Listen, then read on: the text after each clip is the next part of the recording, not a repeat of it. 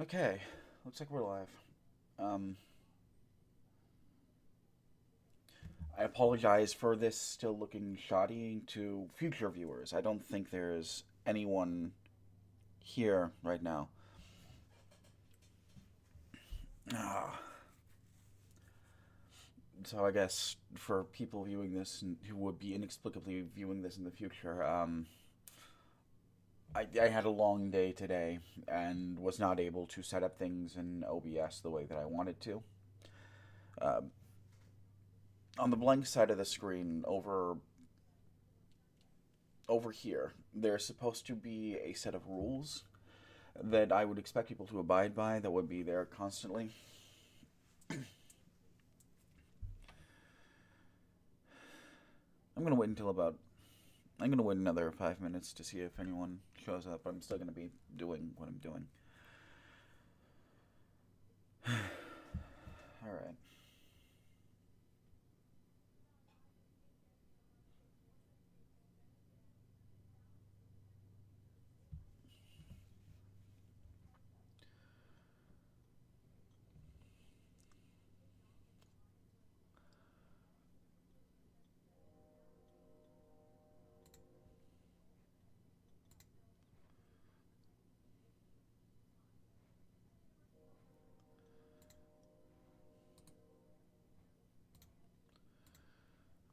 I'm going to. I guess what I'm doing now is sharing the stream in some places. I may as well do that.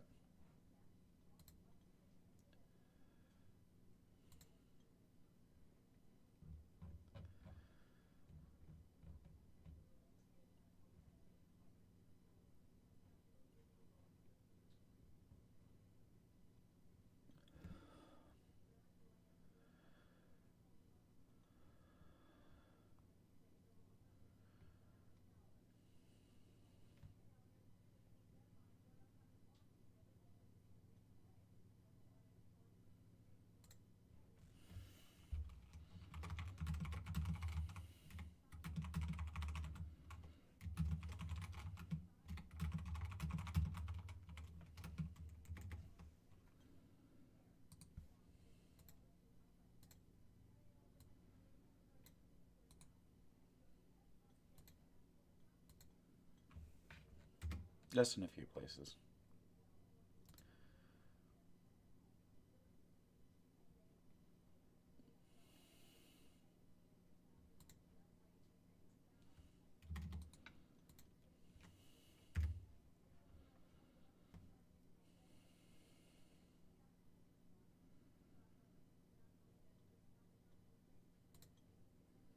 This is something that I should be doing before the stream, I know, but uh,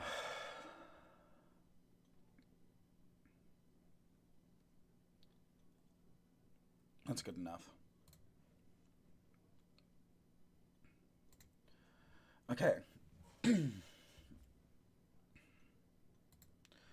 let's get started for real. Friends, enemies, assorted potted plants. There's a lot of news out there. In a very real way, there is too much news. You have major news outlets like NBC, ABC, CNN, Fox, NPR, and ECT. Let me move this over here for a minute. You have online news organizations like the Young Turks, Vox, and PolitiFact. You have straightforward misinformation peddlers like the Daily Wire, Breitbart, and CBN. And that's to say nothing of podcasts, or YouTube videos, or late night talk show hosts, or various comedy sketches. It's a lot. In a very real way, it's too much. Now, I'm not going to tell you that I've gone through all of it. Some of it isn't worth going through. And speaking truthfully for today, I haven't pre read any of the stories I'm going over. I just sort of eyeballed them. But I will tell you that I at least eyeballed some of the usual suspects and found a handful of interesting stories I thought I would share with you. I will also very briefly remind all two people watching right now. No, we're still at zero. Uh, I will also very briefly remind anyone still watching that I have the future viewers, I guess.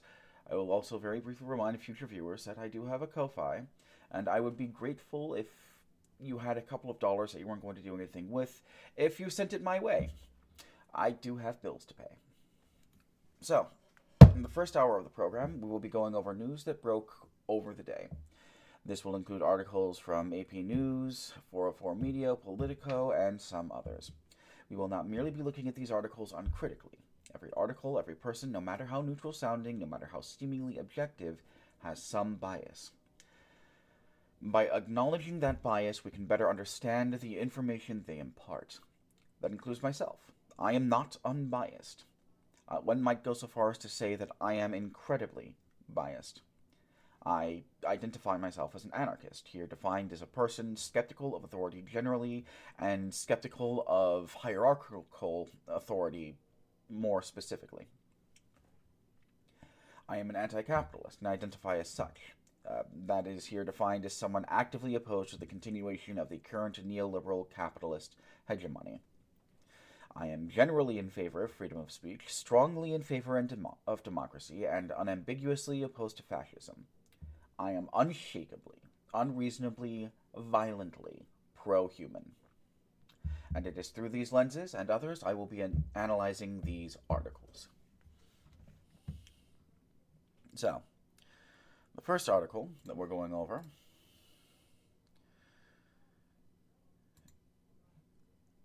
is going to be called "The Right Dominates Online Media Ecosystem, Seeping into Sports, Comedy, and Other Supposedly Non-Political Sources." This is by Media Matters for America. They analyze right-wing stuff. Usually this wouldn't be something I would go over as breaking news, but it is important for context. So they're saying that they went over a little over 300 shows, 191 right-leaning and 129 left-leaning, so about 3 to 1 of them were left-leaning.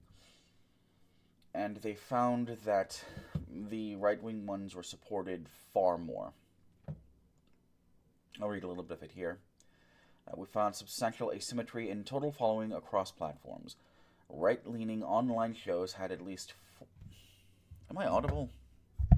I hope you can hear me. I turned my mic up quite a bit. I thought the last one was a little bit quiet. It says, we found substantial asymmetry in total following across platforms.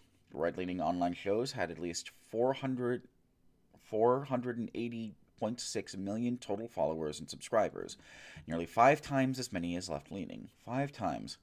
Across platforms, that's YouTube, Rumble, Twitch, Kick, Spotify, Facebook, Instagram, and TikTok, right-leaning online shows accounted for roughly 82% of the total following of the online shows we assessed. Comparatively, left-leaning online shows had nearly 104 million followers and subscribers across the 8 platforms, nearly 5 times less. Now, here's a thing that occurs to me immediately, right? We're going to be skeptical of this, or critical of this. Maybe not skeptical. If they're measuring subscribers across various different platforms, that necessarily means that they're not... A person can subscribe to someone, can follow someone on these numerous different platforms. And people on the far right typically do that. So, while on one hand, this following might not be entirely indicative of the total number of people following them, I would be skeptical of the notion that there are 300 or 480 million people listening to Joe Rogan as an example that they give. It is indicative of a dominance in the online space for right-wing outlets. There's something positive that they do in this article. There's a web down here. We will open this in a bigger, but you can see here, they have a great big web of different news sources, and The point of this article, in fact, is that a number of a number of things that present themselves as being neutral, just based on sports or just non political, are actually right wing, and that people are acknowledging it. It says here, too. It says here, for example, UFC President Dana White praised several podcasters for their role in helping Trump get elected, saying he wanted to thank Aiden Ross, Theo Vaughn, Bustin' with the Boys, and last but not least, the mighty and powerful Joe Rogan.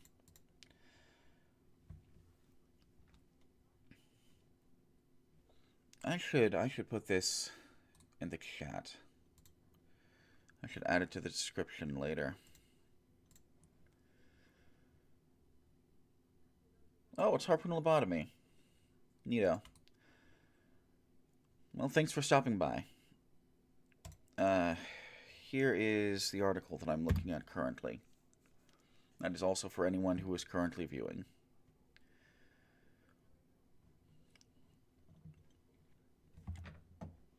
I'll have to put that in the description later. But yeah, this is something that journalists are becoming more aware of. And this is something that,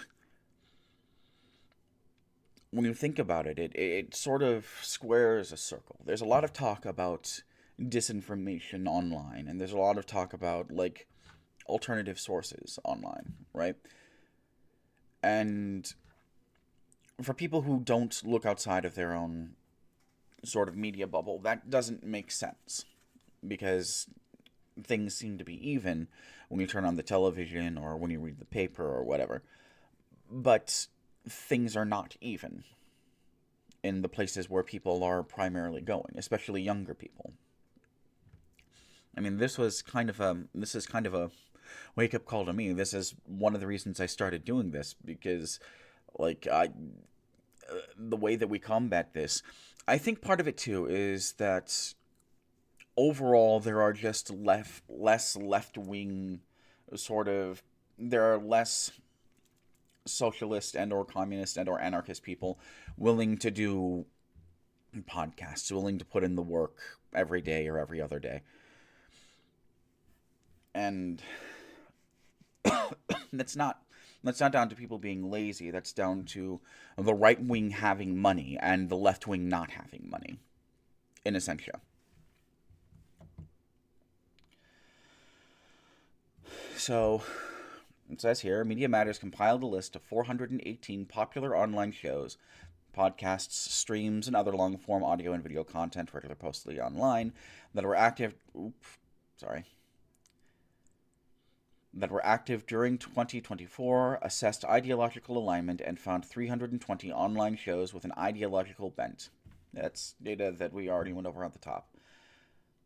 9 out of the 10 online shows from their study, 9 out of 10, with the largest total following across platforms, were right-leaning, accounting for at least 197 million total followers and subscribers.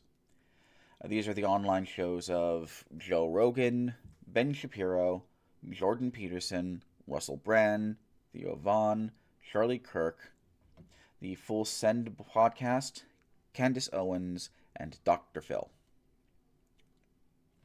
The only left-leaning show among the top 10 was Trevor Noah's What Now, with over 21.1 million total followers and subscribers. And here's the interesting thing. Of the most followed right-leaning online shows, only 4 are categorized on Apple Podcasts as news and politics.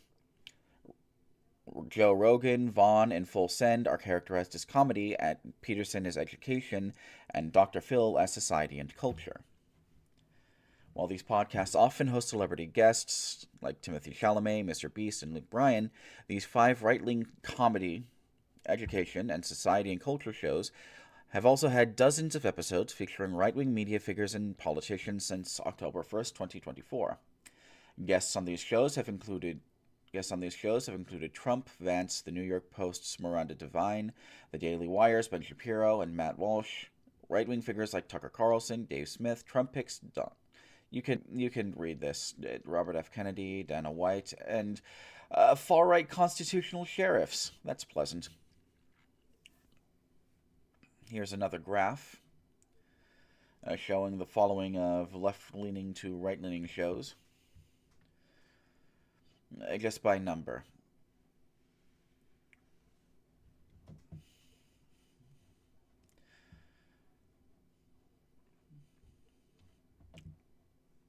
Here on YouTube, that's especially dismal. Yikes.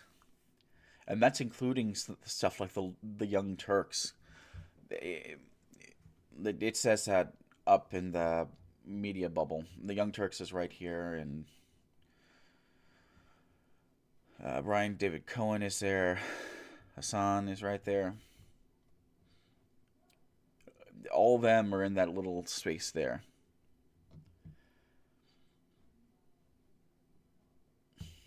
This is interesting too. Like, I know that there's a lot of right wing. Like, this bar here includes Facebook, Instagram, and TikTok. And I know that I'm vaguely aware that the right has a much stronger presence on Facebook specifically, because it's something that older people are using. I don't know.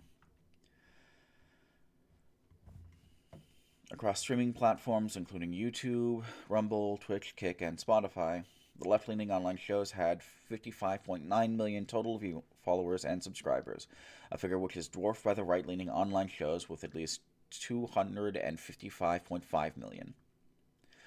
Content is further amplified on Facebook, Instagram, and TikTok, where clips are posted. Left-leaning online shows had 48 million followers across these platforms, while right-leaning online shows had 225 million.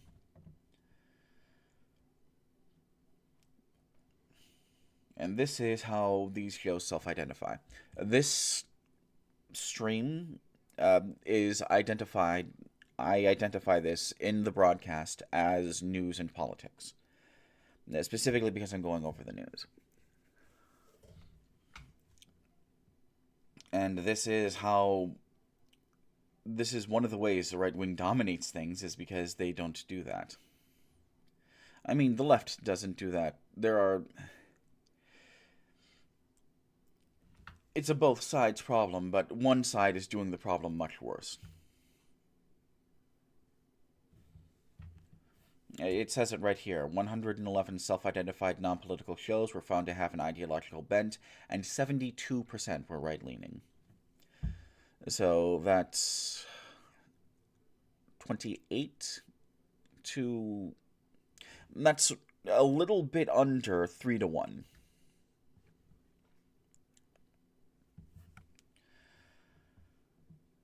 So yeah, that's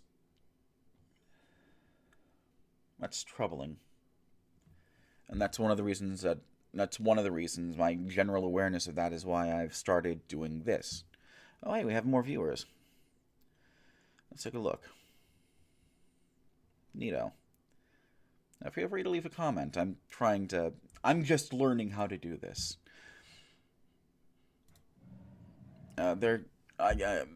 That's why this looks so slapshod, is because I'm still learning how to do this. I was going to set up OBS today, but I had to do other stuff today, unfortunately.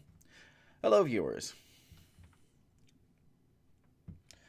So, yeah. The right wing dominates the media ecosphere online, and that is what precipitated my decision to, like, almost literally reading this precipitated my decision to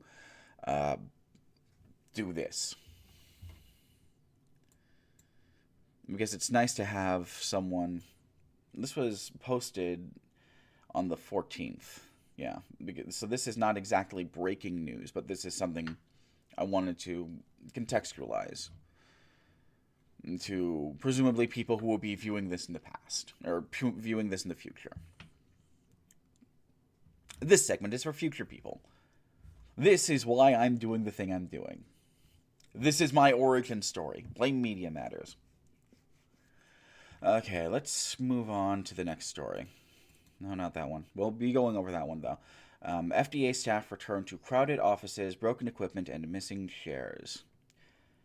I haven't looked over this. Usually I would look over these articles before going online, but I didn't have a chance to do that today. Okay, so here it says employees returned to the Food and Drug Administration's headquarters on Monday to find overflowing parking lots, long security lines, and makeshift office spaces without chairs or basic supplies. The FDA is the latest agency scrambling to meet the Trump administration's return to office mandate, part of a flurry of actions, including firings and buyouts intended to radically shrink the federal workforce. Monday was the first day that all rank-and-file FDA staffers were required to report to offices, including the agency's 130-acre campus just outside Washington. The Associated Press spoke with more than half a dozen FDA staffers who described long lines to park and clear security, followed by hours of hunting for space and supplies in offices that were not designed to accommodate the agency's full workforce. The staffers spoke on the condition of anonymity because they were not authorized to speak with the media. One staffer described chaos and lost work hours for commuting, security lines, and shuttled office space. About half the FDA's 20,000 scientists, attorneys, inspectors, and support staff report the agency's main campus in White Oak, Maryland, which, until the late 1990s, was a naval weapons testing facility. While many agencies switched to the telework during the COVID-19 pandemic, the FDA began embracing the practice a decade earlier. Most employees had the option to work from home for at least 2 days a week, flexibility that was seen as competitive peak for recurring, highly trained experts who can often earn more working in industry. By 7:30 a.m., many on-campus parking lots were full, with cars parked alongside streets, according to employees. Some workers reported waiting up to 1 hour to clear security checkpoints, and photos viewed by the AP showed lines of employees winding out of doorways, along sidewalks, and around corners. So this is interesting because this is something that I hadn't thought of, especially in the context of the government. The article says, and the AP should not be viewed uncritically. They set the standard for what the news is. They have very specific guidelines that are widely published. But like I said in the introduction, we're not viewing this uncritically. But there's interesting information in there already, right? This office was not designed for everybody to be there at the same time. They literally don't have enough parking spaces. They literally don't have enough staff. Enough on-site staff to process the number of people there. And that's not necessarily... This is the FDA, right? This is one of the organizations that Trump thinks there's a lot of busybodying in. Because, a little bit of lead isn't going to hurt anyone. But I don't think it's not necessarily that he's aware or not aware of this. I am not willing to presume that Donald Trump or anyone in his administration does anything on purpose. They stumble back-asswards into things. But what this will end up doing is causing people to quit their jobs due to the stress, due to the lost hours, due to lost time, and that will cause a cascade of other things, not just like major brain drain within the industry. There's another article I'm going to be looking over at some point talking about that. This one from 404 Media. But also, that's going to affect what you eat, what you drink, and what you breathe. It's going to be more dangerous. The food is going to be more dangerous because of what Trump is doing. That needs to be said outright. Okay, let's go on. By 7:30, many on-campus parking lots were full, with cars parked alongside streets, according to employees. Some workers reported waiting up to 1 hour to clear security checkpoints and we already went over that. Let's check chat for a minute. Anyone here? No. Or, at the very least, no one's left a comment. I'll reload that. just in case.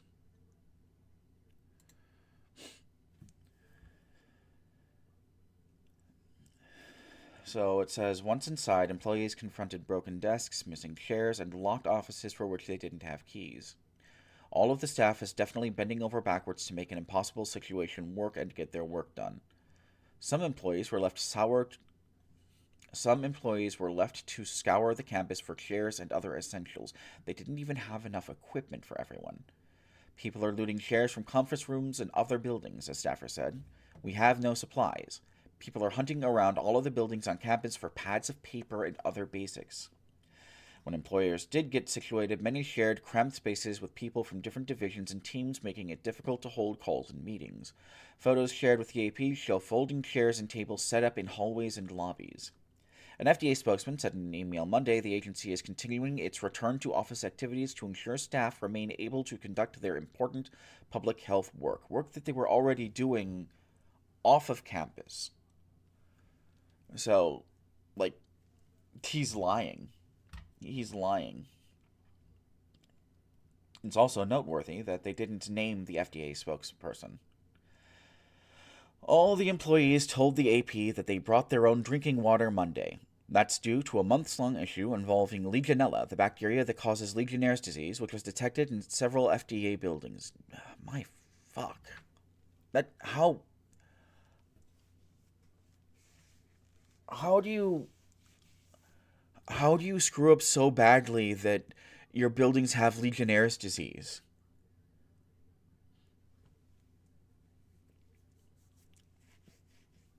FDA staff received an email earlier this month that all water is safe to drink, but it did not detail the latest testing results or corrective actions taken. Which is journalist speak for they're lying. Anthony Lee, who represents the local chapter of the Federal Union for FDA Employees, said the agency has not granted the union's request for a meeting on the issue. Asked about the water, one staffer said, honestly, none of us have tried it. After months of Legionella warnings, it's not very inviting.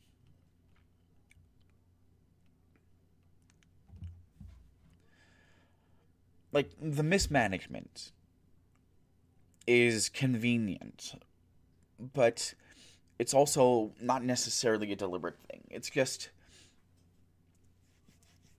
our society, our entire society, especially like the government, was held together with duct tape, paper mache, and dreams of a better world.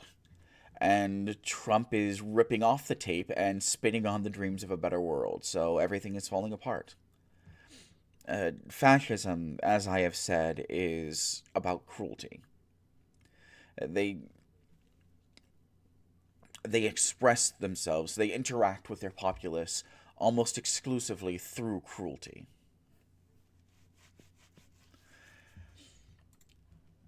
Let's look at this, because I was talking about brain drain. This is from 404 Media. They cover typically online stuff, like internet stuff, computer stuff. It's a newer news source, at least I'm to understand, but I found them to be fairly reliable. I featured them in a couple of shorts. NASA, Yale, and Stanford scientists consider scientific exile, French University says.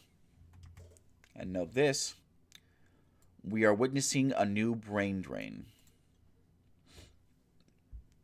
This is something I feel the need to contextualize.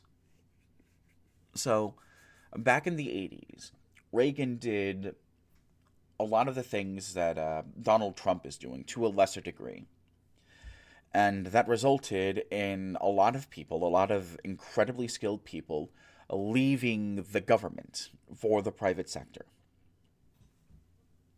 And that's halted, like, major advancements in things. There's a series of videos by Broccoli something about how the United States was supposed to build the world's largest super collider to study physics, but Reagan was so obsessed with making space lasers that could shoot down nuclear weapons, something that was and remains impossible, by the way, that he didn't care about about physics. He didn't care about the space race. He didn't. He wanted to be the guy who beat the Ruskies. Red tea, by the way. It's tea mixed with fruit juice for anyone interested.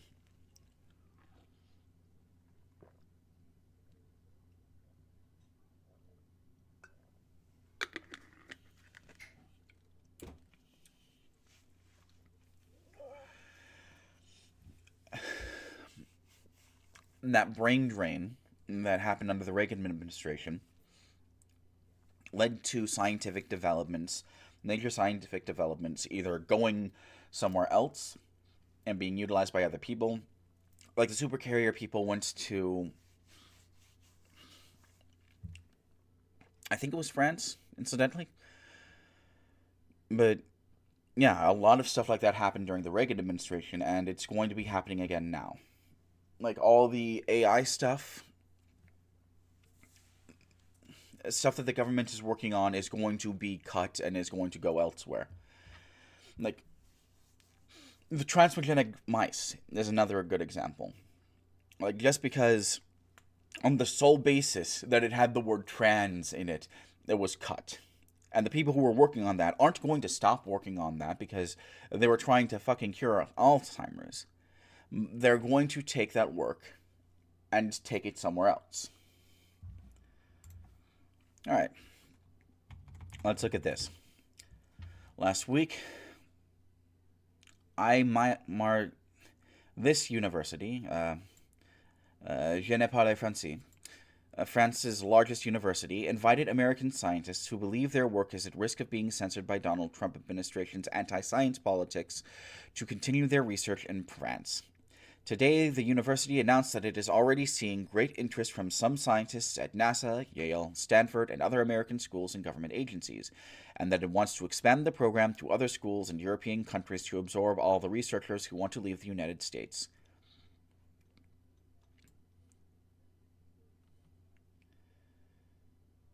Oh, that's disappointing.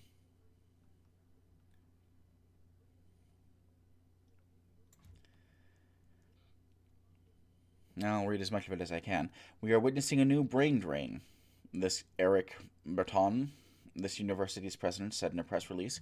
We will do everything in our power to help as many scientists as possible continue their research.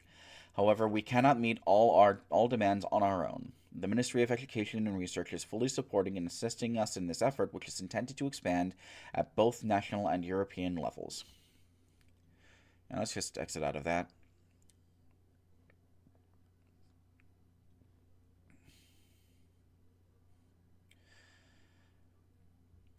Let's look at this. A timeline of the legal wrangling and deportation flights after Trump invoked the Alien Enemies Act. Now, everyone has been reporting on this. Every single network has been reporting on this. Every single online outlet has been reporting on this. My mother reported on this. My mother reported on this to her friends on Facebook. I say report, but I mean gossip. The trouble is the wrong word. What I want to focus on is, one, what is ostensibly factual, what is happening, rather than, oh no, there's a bad thing. One, inform you what is going on in the order those things are going on, and two, inform you as to what you can do to help the people who are in this situation. Okay, so it says an extraordinary legal showdown took place last weekend over President Donald Trump's invocation of an 18th century wartime act to deport hundreds of immigrants, most of them Venezuelans, to a prison in El Salvador.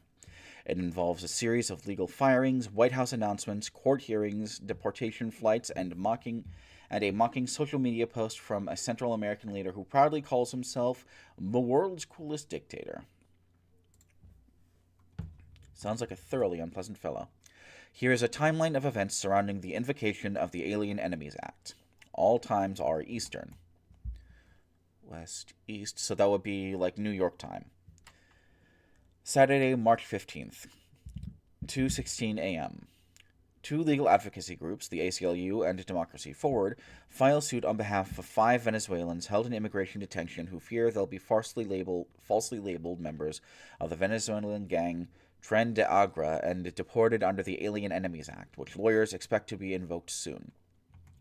9:40 a.m., which is 7.5 hours later, Judge James E. Boasberg issues a temporary restraining order preventing the government from deporting the 5 plaintiffs. He schedules a 5 p.m. hearing on whether to expand it. The Trump administration swiftly appeals the order. Roughly 4 p.m. So, 7 hours after that. That's 6 hours and 20 minutes. The White House posts the order invoking the Alien Enemies Act. 5 p.m. Boasberg convenes a hearing and asks the government attorney, Deputy Assistant Attorney General Drew Einstein, if the government plans to deport anyone under Trump's new proclamation in the next 24 or 48 hours. Einstein says he doesn't know and asks for time to find out, as the ACLU warns planes are apparently about to depart. So, all cards on the table. I'm not exactly a fan of the ACLU, mostly because I'm still very, very angry over them allowing Charlottesville to happen. But in general, the ACLU is very good at protecting people's rights. Like, that's more or less their whole thing. It's just that they also have a bad habit of protecting the rights of Nazis. Like, when I use the word Nazis, I don't use that word glibly. They have often protected self-identified Nazis. And on one hand, it's like, sure, why not? Nazis ought to have more or less the same rights. But on the other hand, like, the methods that have been used, that they used to defend those Nazis, the methods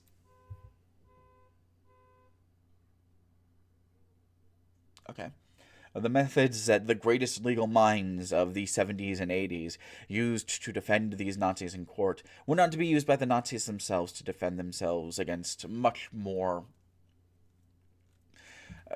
strongly worded accusations, let's say. This is not an... It's all very... It's complicated. The ACLU should not be viewed uncritically either. They're part of the problem, but they're at least trying to help. So, at 5:26, an airplane with the tail number N278GX, believed by activists to be carrying deportees, leaves Harlingen, Texas, near the border with Mexico, according to the flight tracking website FlightAware. At 5:45, another airplane with the tail number N837VA, believed by activists to be carrying deportees, leaves Harlingen, the same place. At 5:55, Boasberg reconvenes a hearing. Einstein says he still has no specifics. The ACLU again warns that planes are leaving. Boasberg says he has to issue a new order to avoid anyone being immediately deported. At 6:45, Boasberg tells Einstein, inform your clients of this immediately and that any plane containing these folks is going to take off for or is in... that any plane containing these folks that is going to take off or is in the air needs to be returned to the United States. He verbally issues this order, which stands for 14 days, and notes that immigrants protected by it will remain in U.S. custody. About half an hour later, his written order is released, and they don't turn around. The plane with the tail number N278GX lands in Honduras. Another plane departs Harlingen, N630VA, leaves Harlingen. This plane lands in El Salvador, this one lands in Honduras, and this one lands in Honduras.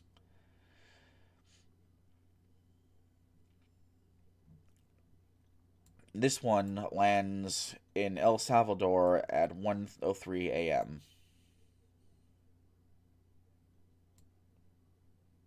That's in Honduras first. Probably to refuel. El Salvador's president tweets a New York Post headline saying Boasberg had ordered planes to turn around and adds, "Oopsie, too late." Contemptuous. And he tweets footage of the deportees arriving and being processed onto his country's showcase prison. U.S. Secretary of State Marco Rubio posts Bukele's tweets.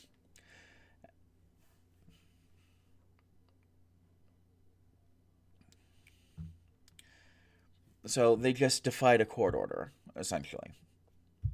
And that's like the important thing to bear in mind. They absolutely defied a court order. They were ordered here to turn the planes around.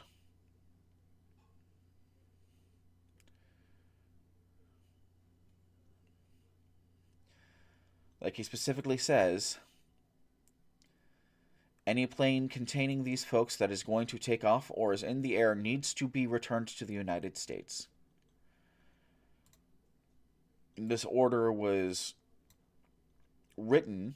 released as written, before any of these things landed in Honduras or El Salvador.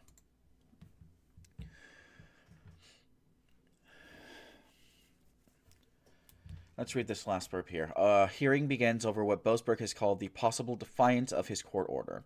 The Trump administration lawyers tell Boasberg that his verbal directions did not count, only his written order needed to be followed, and that it couldn't apply to flights outside the U.S., and that they could not answer his questions about the trip due to national security issues.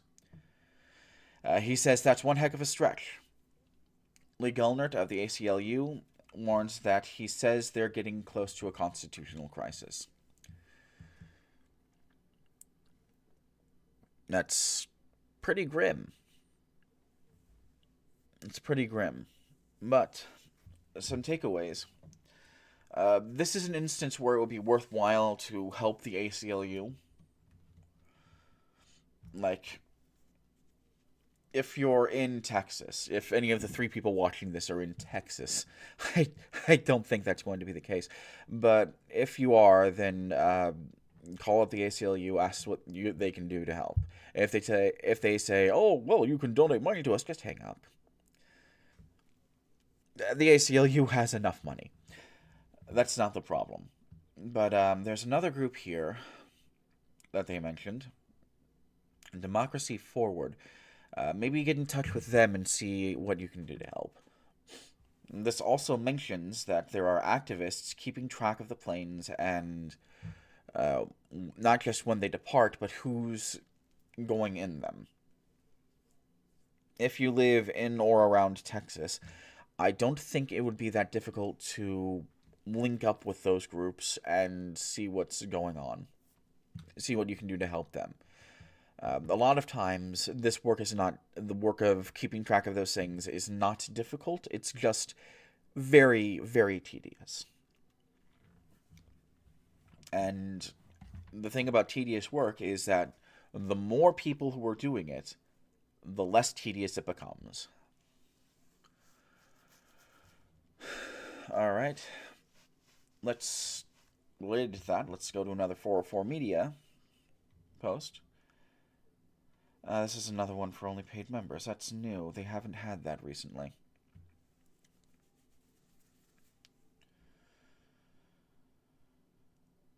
Yeah, I'm not going to look over that. I might have to remove 404 Media from the rotation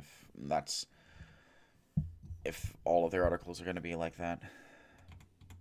I am signed up to receive 404 Media's things, but I don't have the money to pay for them right now.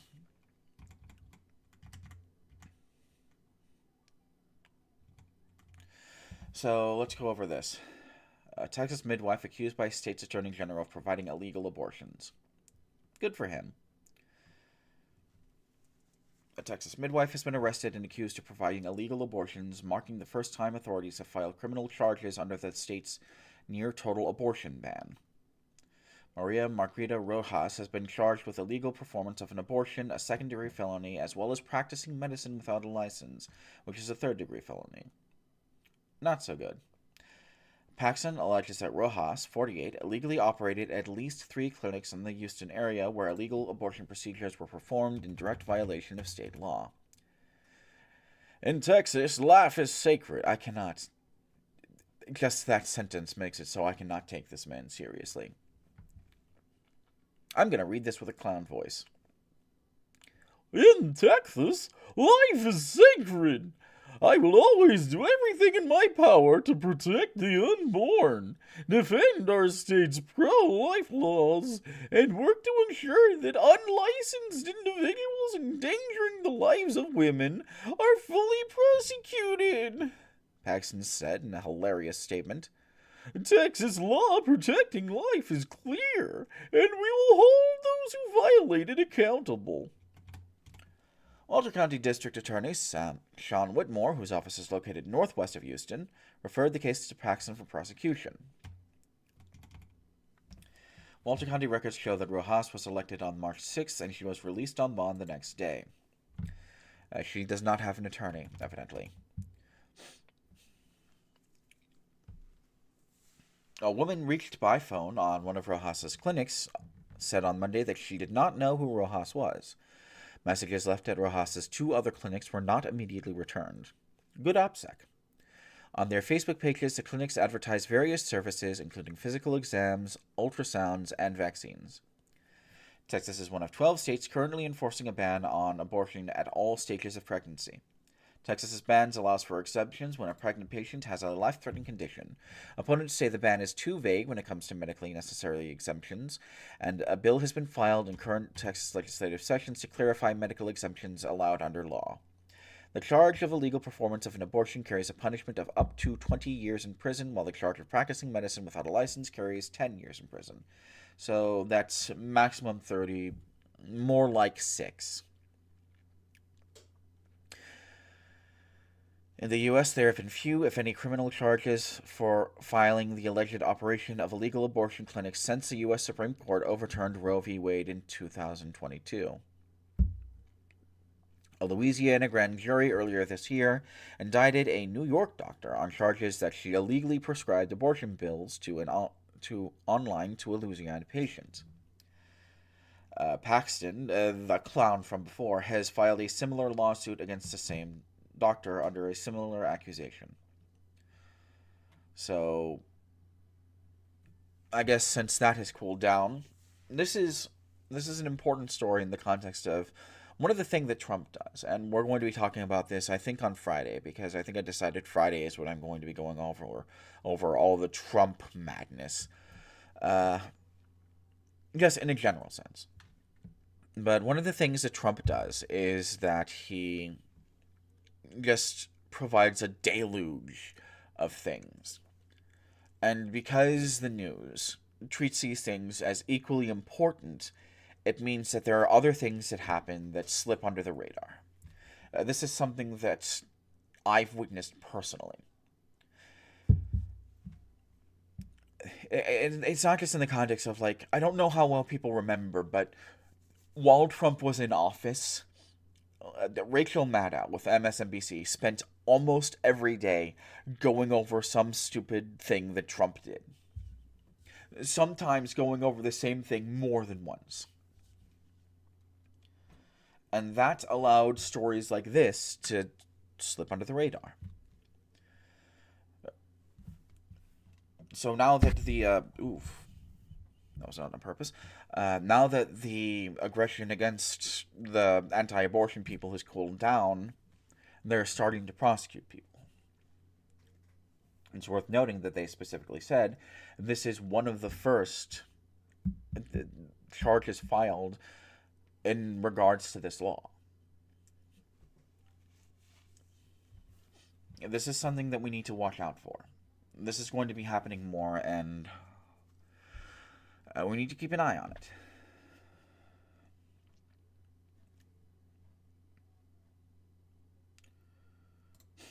Alright, let's look at this. Is this another paid article?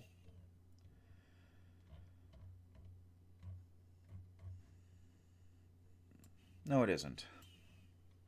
Yeah, but we don't have time.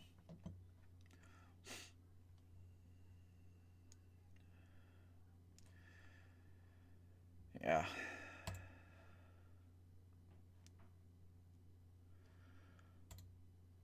All right. We're still going to be going over the news, but I think now we're going to be going over the. Let me check the chat real quick. No one's talking in chat. Disappointing.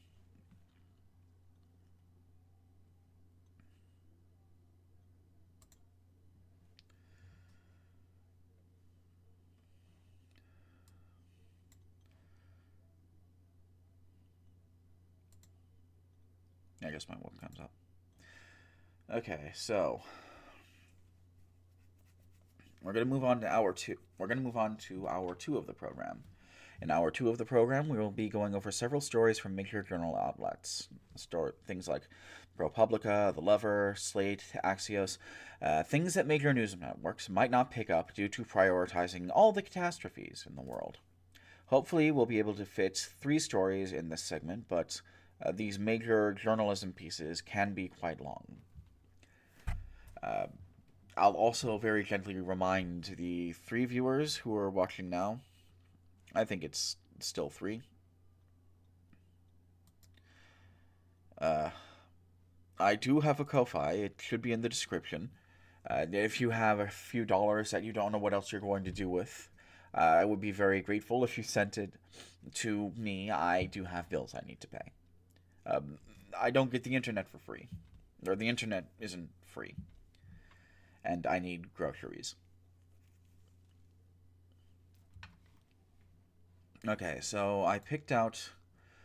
I have 4 stories here, actually, but I don't think we're going to be able to go over all of them. We might. Not all of them are very long.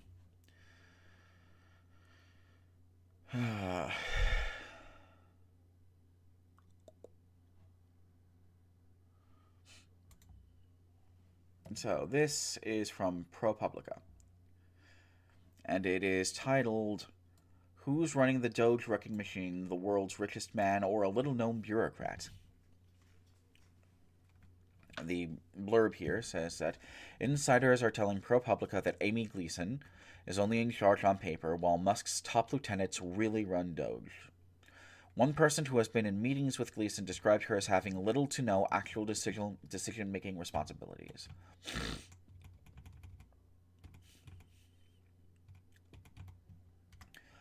When President Donald Trump announced his marquee government cost-cutting initiative, he left no doubt about whom he intended to run it: Elon Musk.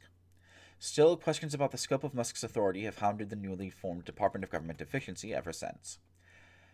As Doge began to order the massive budget cuts and layoffs, those affected by the moves began to raise questions in the press and in court about their legality. Administration officials equivocated on Musk's exact role, asserting he was simply a senior advisor to the president and had no official position in Doge. 5 weeks after its creation and under pressure from a growing cascade of lawsuits, the White House revealed in late February that an obscure bureaucrat named Amy Gleason had been acting as Doge's administrator since nearly day one.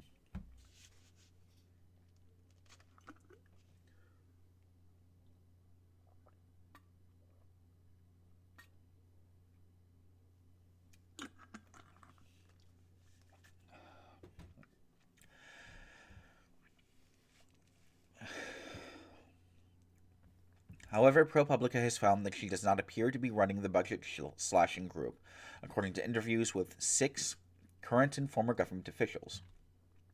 All spoke on condition of anonymity for fear of losing their jobs. I get the sense that Amy is in the role of a scapegoat, said one source who had been in meetings with Gleason. The exact chain of command at Doge is not clear to most federal employees who brush up against the team. But sources told ProPublica that longtime Musk lieutenant Steve Davis, a former executive of Musk's Boring Company and SpaceX, appears to be administering day-to-day operations. Steve Davis. So not only is that Musk, but that's one of Musk's people. And at times, Musk himself issues commands from inside the Secretary of War suite in the Eisenhower Executive Office building, next to the White House, said a person familiar with the matter. I don't know who Amy Gleason even is, said one person who's worked closely with Doge's leadership in a federal agency. Davis runs the show.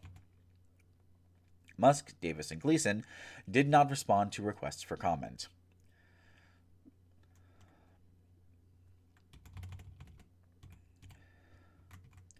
The arrangement has confounded judges overseeing challenges to Doge's authority. The whole operation, it raises questions, remarked U.S. District Judge Theodore Schein, adding that the lack of clarity was highly suspicious. This setup, and this is vital, this setup could make it more difficult to prove that Musk has violated conflicts of interest laws, which generally bar federal employees from getting involved in government matters that impact their own business interests. By denying that Musk is a legal Doge administrator, it gets him more removed, and it could make it harder to prove a violation, said Richard Painter, a former ethics lawyer in the George W. Bush administration. Musk has said that he will recuse himself, but do you believe him? This is important. This is contextually important, right? Knowing how they're running these things, knowing how Trump and Musk and his goons are running these things, essentially like a mob, is important because that's how you challenge. You need to understand these power structures in order to appropriately challenge them. Getting rid of the fall guy isn't going to keep the thing from doing what they're doing. You need to get rid of the actual people in charge. And like the article says, they're putting as many steps between being able to do that as possible.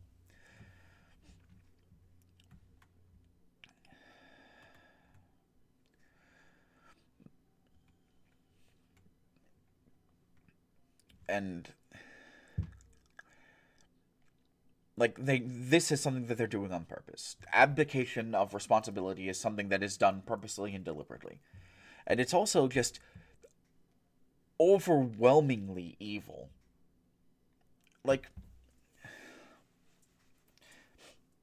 This is one of the things that I really liked about J.R.R. Tolkien when I was reading The Lord of the Rings and The Hobbit and The Silmarillion. Tolkien sort of contextualizes evil as being an abdication of responsibility.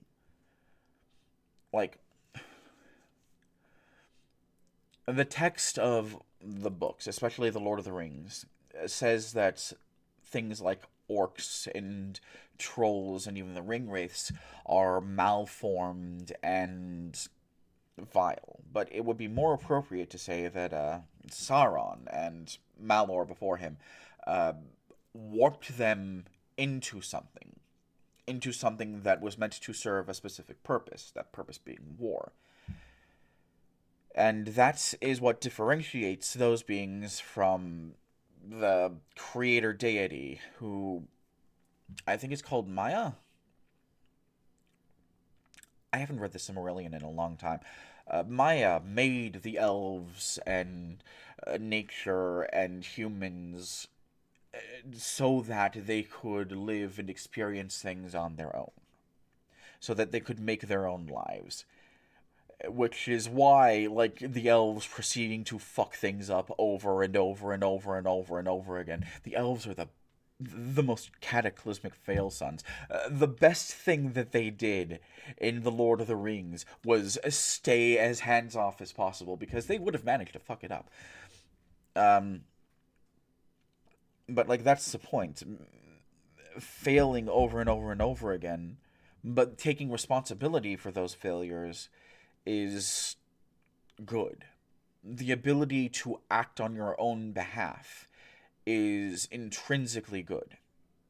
Abdicating your responsibility, saying, I'm not doing this because I want to, I'm doing it because I'm told to, is evil. And that's what these guys are doing. Am I saying this Gleason person is essentially a ring wraith? The announcement that placed Gleason in between Musk and Doge's daily operations appeared haphazard. Gleason was on vacation in Mexico when Trump's press secretary, Caroline Leavitt, named her as acting administrator to a group of reporters in Washington.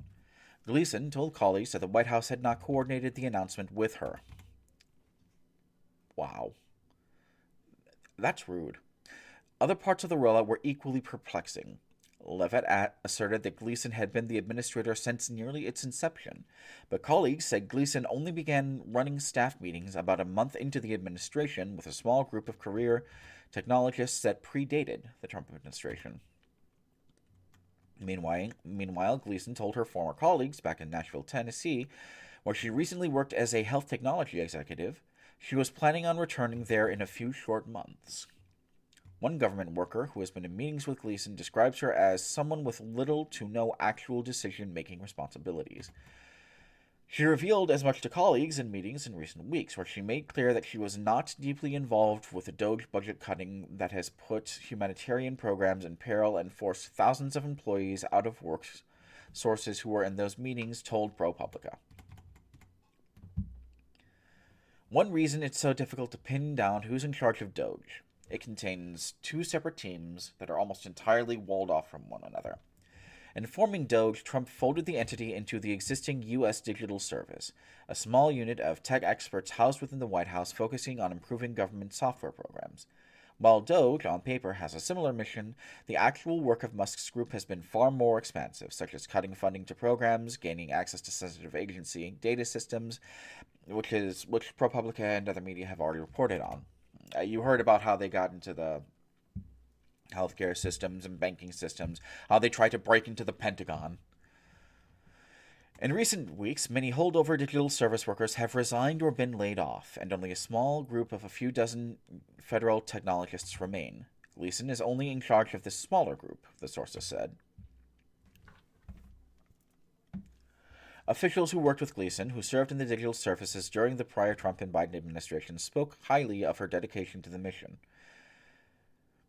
One noted that she helped upgrade healthcare technology across government, such as digitizing COVID-19 test results during the pandemic.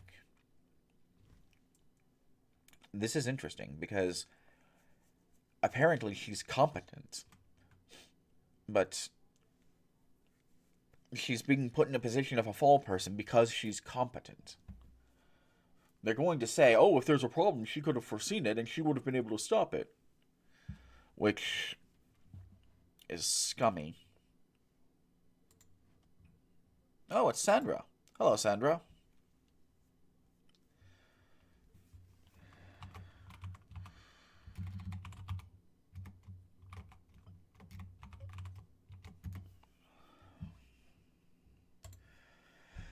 My sense of her initial expectations was that the USDS was going to have synergy with Doge, while also making the government work better, a former colleague said. She was not expecting Doge to come in and dismantle the USDS. Interesting. The secrecy surrounding Gleason's appointment extends to all of Doge. The Trump administration has also, just to say it clearly, there's been a lot of something that I've noticed in ordinary media on the television is that Doge doesn't technically exist. ProPublica just explained how Doge manages to exist and not exist. They took a currently existing agency, an agency that upgrades software across the U.S. government, and they made Doge a part of it. Then they cut the staff for the former thing that they were. It's essentially a new agency, but it's a new agency that's inhabiting the shell of the old one.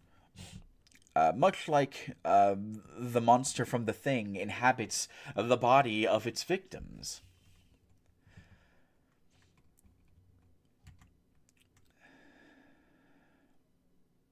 The secrecy surrounding Gleason's appointment extends to all of Doge. The Trump administration has offered scant information about its employees, except when compelled by lawsuits.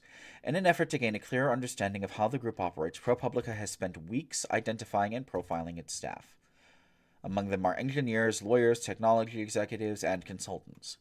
Many were recruited from Musk's businesses, including SpaceX, Tesla, and Neuralink, or from firms owned by his business associates.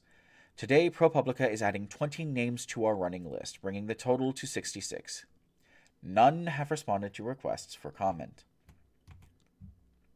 Some have been enlisted to oversee cuts at the very agencies that conducted oversight of the industries where they had previously worked.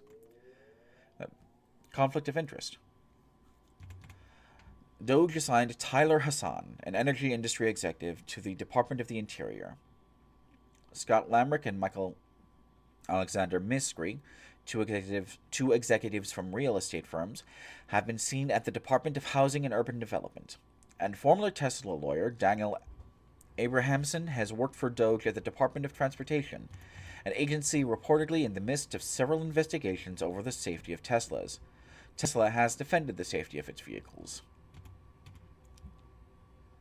None of the Doge staffers replied to requests for comment. The Interior Department said it doesn't comment on personnel, adding that there were no Doge staffers at the agency, and the Transportation Department did not respond to requests for comment. 3 of the names ProPublica is adding to our tracker are engineers from Musk's SpaceX who have been issued ethics waivers by the Trump administration lawyers to do work that could potentially benefit one of Musk's companies.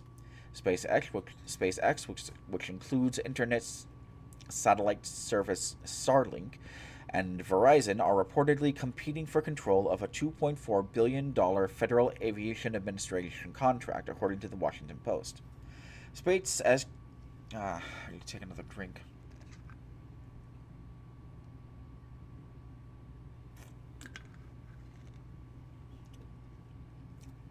This is one of the things that makes streaming difficult, is your mouth gets dry. SpaceX responded to that reporting in a post on, I'm going to call it shit. I'm going to keep calling it shit. Recent media reports about SpaceX and the FAA are false. It wrote, there is no effort or intent for Starlink to take over any existing contract. The FAA did not respond to a request for comment. Publicly, Musk continues to champion Doge's mission. The people voted for major government reform, he said, and that's what the people are going to get.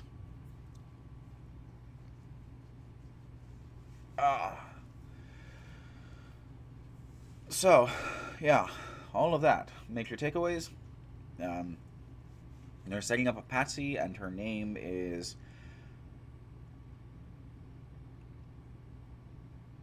Amy Gleason. It also explained how Doge got set up in the first place. And they grabbed an existing agency, added stapled Doge to it, and then cut the existing agency off.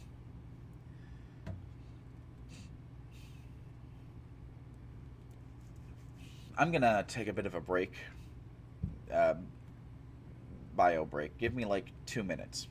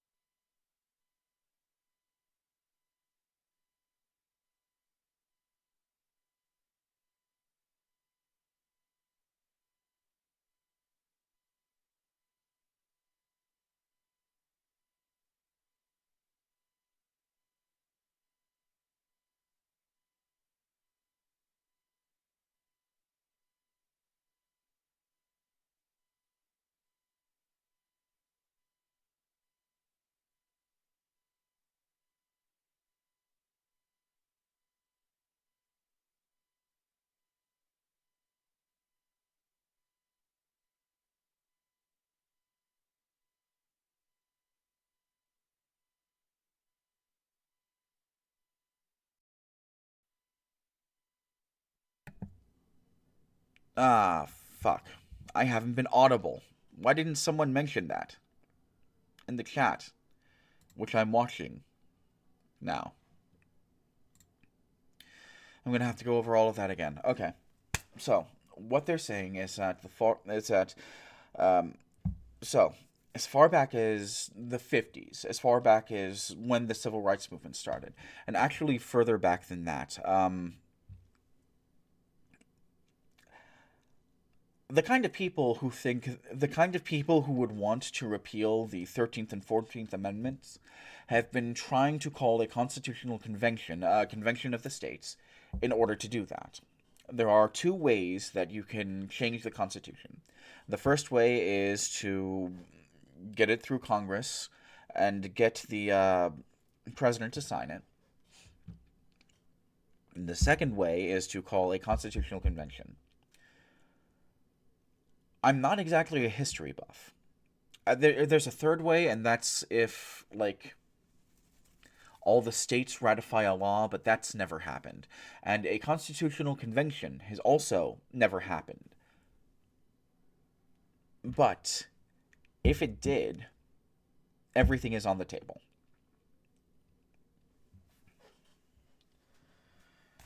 I'll go over this again. This is my personal copy of the Constitution. You'll see, though, that it's not just the Constitution, it's also the Declaration. It is also the Declaration of Independence and the Articles of Confederation.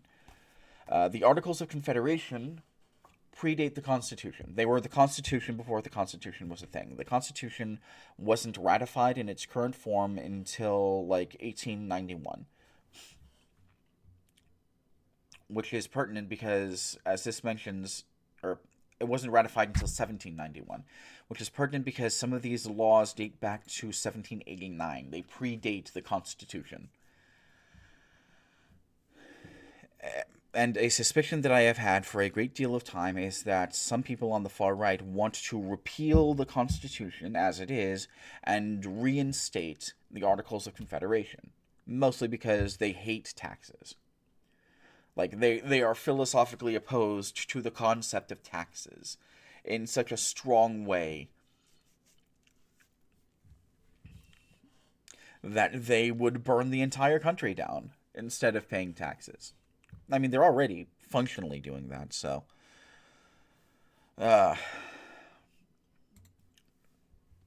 This endeavor predates Trump's second term, but carries new weight as several members of Trump's inner circle and House Speaker Mike Johnson have previously expressed support for a convention to limit federal government spending and power, which goes hand in hand with the taxes thing. Article 5 of the Constitution requires Congress to call a convention to propose and pass amendments if 2/3 of states, or 34, request one. This type of convention has never happened in U.S. history, and a decades-long effort to advance a so-called balanced budget amendment, which would prohibit the government from running a deficit, has stalled at 28. Despite that, the lawsuit being circulated claims that Congress must hold a convention now because the states reached the 2/3 threshold back in 1979.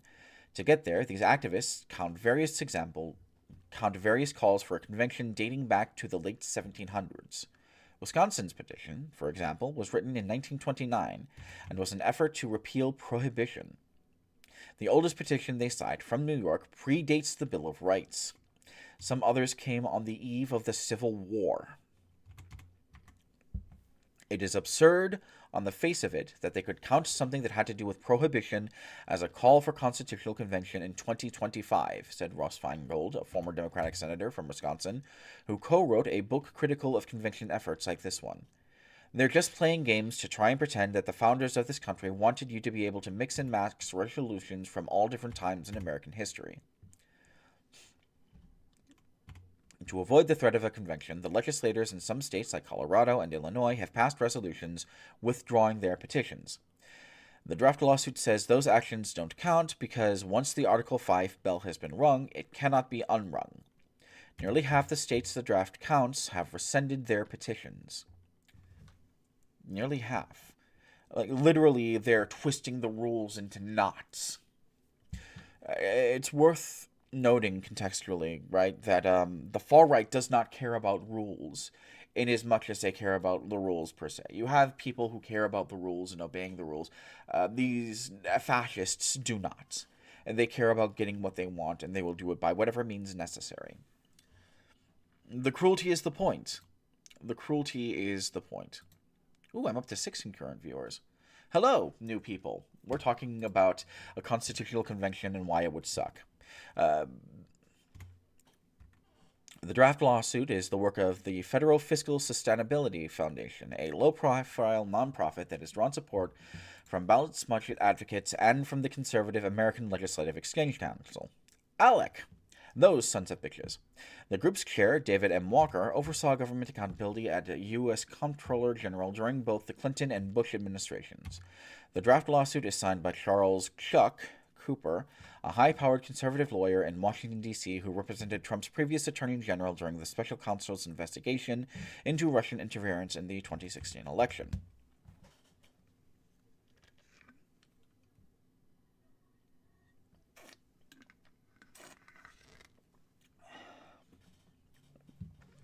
Walker and his team have shopped the lawsuit to over a dozen state attorneys. General and Republican-controlled legislators seeking to find states to serve as plaintiffs. According to emails obtained through record requests, public testimony, and interviews. Alongside ALEC's CEO, they met with members of the Utah Attorney General's office in 2023, trying to recruit the state to take the lead, and plan to meet with the Texas Attorney General Ken Paxton. Email shows. Ken Paxton is a real son of a bitch, by the way. Just a vile human being. Lawmakers in Utah, Arizona, South Carolina, and West Virginia have sought to get their states to join the lawsuit. So, if you live in any of those states, that's something actionable you can do. Call your representative and tell them you do not want the Constitution to be rewritten. At least not by fascist goons. Walker declined to confirm the authenticity of the draft complaint and wouldn't say which states have signed on to the lawsuit. But it mirrors the legal arguments Walker and his group have made, and the document's metadata shows Cooper's firm authored it. Neither Cooper nor his firm returned repeated requests for comment. An ALEC spokesperson said that the group has merely provided a forum to exchange ideas. Walker said an attorney general's office has written its own version with modifications. He says he hopes the states will announce their intent to sue within the next 2 months and file shortly after. So, we're on time crunch. Walker and the draft compliant say that the convention is necessary to confront the national debt and will be limited to discussing fiscal responsibility. Again, I need to stress, people have been doing this. People have been trying to call a constitutional convention since the Reconstruction era for like 125 years. Longer, even. And when you have a constitutional convention, what you're doing is rewriting the Constitution. Everything is on the table. You can make it illegal to be Italian and punishable by death. Just as an example of a patent absurdity.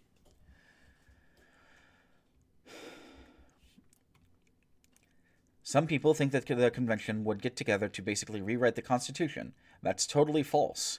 That has nothing to do with what we're proposing. Under Article 5, it's just a separate way to get an amendment to the existing Constitution. Well, that's embarrassing. I just fucking Tim Pooled myself. But again, I need to stress this is a thing that they have been working on for generations, for over 100 years.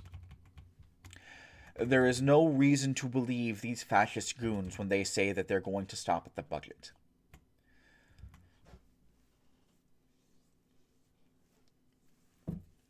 Dozens of legal scholars and hundreds of civil advocacy groups organized by the government watchdog Common Cause have warned that it would be exceedingly difficult to constrain a convention to just one idea and that calling one would expose the entire Constitution to revision. That's what I said! Some of them say that the risk has grown under Trump. Nobody is observing any restraints on their power, Georgetown law professor and convention critic David Super said, "If he continues to lose in the courts, one can imagine he will be trying to get a convention to adopt his view of presidential powers." Asked to respond, White House spokesperson, yeah, no, they could, it said earlier in the article, they could make it so that Trump would run for a third term. They could make it so that Trump was dictator for life under a constitutional convention. Everything is on the table. Asked to respond, White House spokesperson Anna Kelly accused Wisconsin Watch of having TDS and being a dark money group.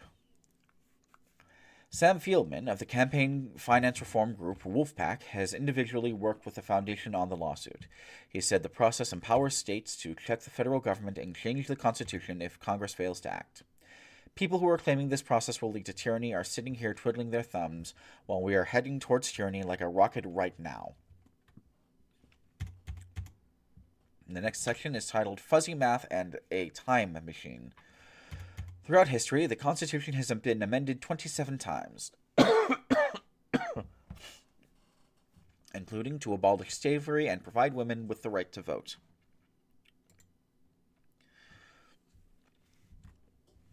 An amendment must be approved by 2/3 of both houses of Congress. It then must be ratified by 3/4 of the states to become law. The Constitution offers another way. Congress can call a convention after 2/3 of state legislators request one. But Article 5 provides a few other details. It does not, but Article 5 provides few other details. I have that here. Let's look it up.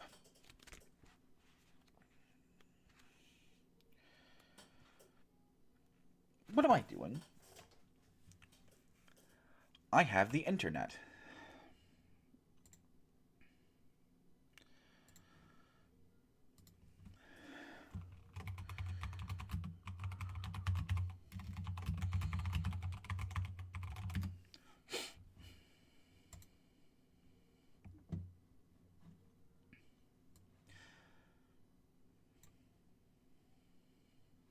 There we go. Let's look at this. Article 5 of the Constitution.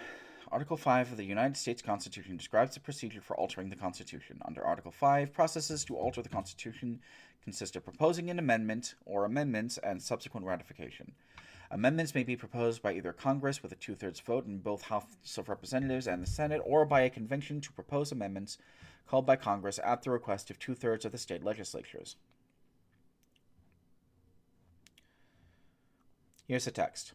The Congress, whenever 2/3 of both houses shall deem it necessary, shall propose amendments to this Constitution, or, in the application of the legislatures of 2/3 of the several states, shall call a convention for proposing amendments, which, in either case, shall be valid to all intents and purposes as part of this Constitution, when ratified by the legislature of 3/4 of several states, or by conventions in 3/4 thereof, as the one or other modes of ratification may be proposed by Congress, provided that no amendment which may be made prior to the 1808 provided that no amendment which may be made prior to the year 1808 shall be made in any manner affect the first and fourth clauses in the 9th section of the first article, and that no state without its consent shall be deprived of its equal suffrage in the Senate. So, just spitballing here. That last bit, no state without its consent shall be deprived of its equal suffrage. If some states have withdrawn that, the argument would be because they're withdrawing it, that means that if it goes forward, they're being denied their suffrage. But I'm not a lawyer, and I don't know. Oh, it's Woohooligan Comedy. Hello again. We're talking about the news. They're gonna make Trump dictator for life.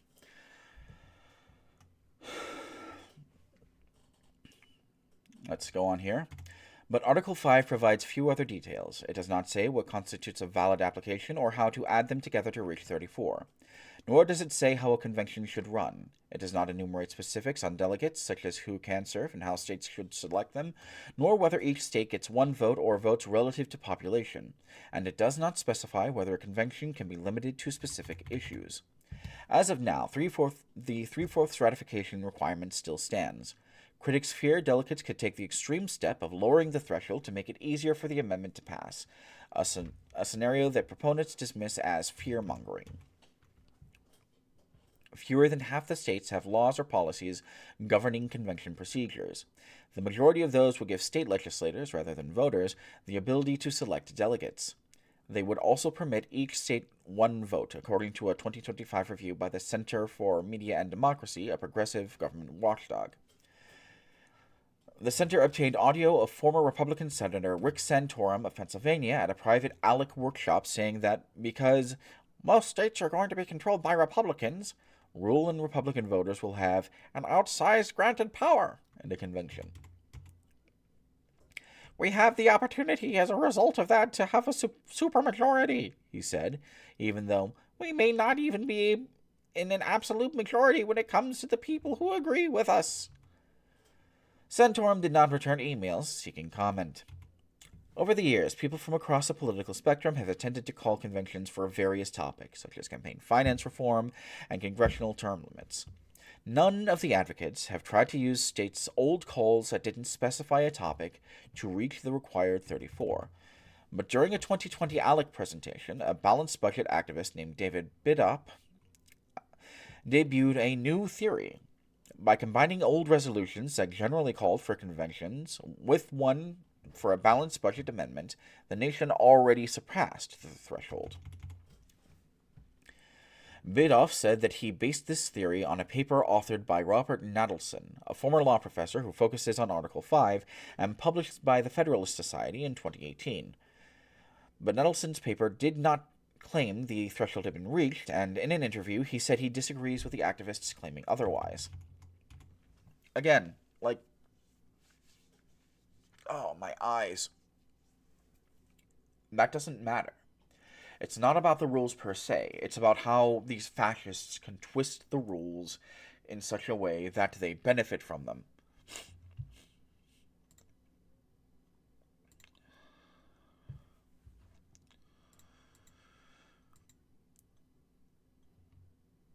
Oh, that's why I haven't been seeing it.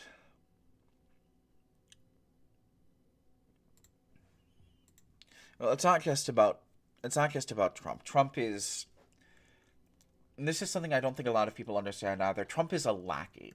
The people who are actually in charge are the moneyed interests. People like Musk, incidentally. We went over earlier in this article who's running Doge. They set up Amy Gleason as a fall person, and the article actually goes into how they set up Doge to begin with.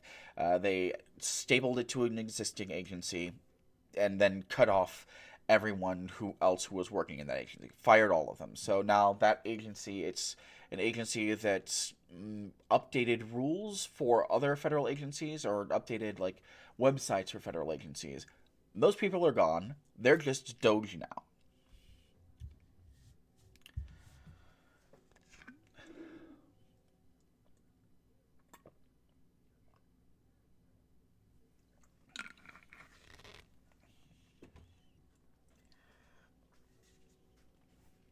It's not about the rules. It was never about the rules.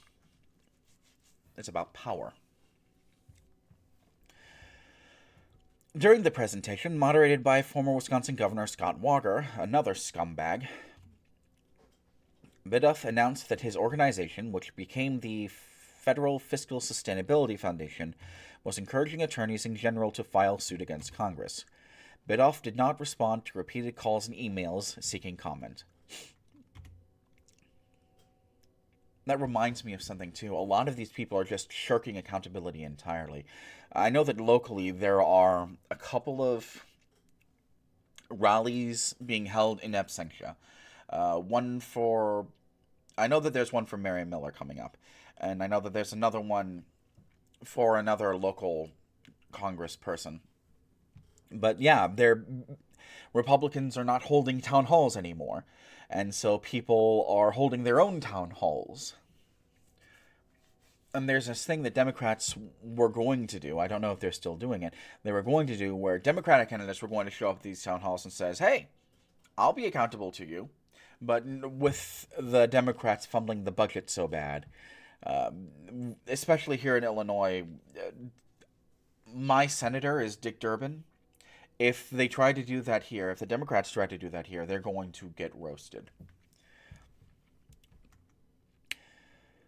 That same theory that forms the basis of the draft lawsuit, which counts 6 petitions that called for a convention without stating a specific purpose alongside balanced budget ones to support their claims for a convention. They realize they will never get to 34 honestly now, so they are talking about new math, said Nancy McLean, a historian whose book Democracy in Chains discusses the dangers of a convention. Some convention's opponents, like Super, refer to this as the fuzzy math theory.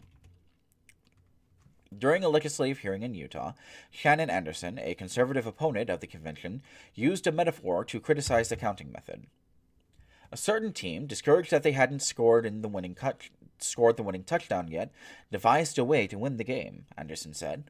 Instead of actually getting the ball into the end zone, they would basically add up all the yards they had gained until they totaled a distance needed to cross the goal line. But Nadelson, a member of ALEC's board of scholars who was cited repeatedly in the lawsuit, said if lawmakers had wanted to limit their calls to specific topics, they could have done so. The second key part of the Foundation's legal argument is timing, which opponents like Super refer to as the time machine theory. Wisconsin passed a balanced budget amendment resolution in 2017, yet the draft instead includes the state's Prohibition-era petition because it's counting applications on the books between 1979 and 1998, a period when the draft argues at least 34 existed. Unmentioned, however, is that almost nobody during that period claimed the nation had surpassed the threshold. This is unlike recent debates over the Equal Rights Amendment, which would prohibit discrimination based on sex. Some argue that enough states have now approved the amendment, but the U.S. Archivist declined to certify it because Congress explicitly set a deadline for the ratification that the states did not meet.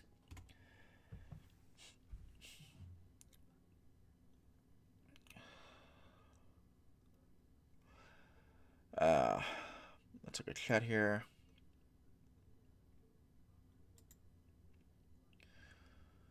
Everything's going good. It's good to see you too.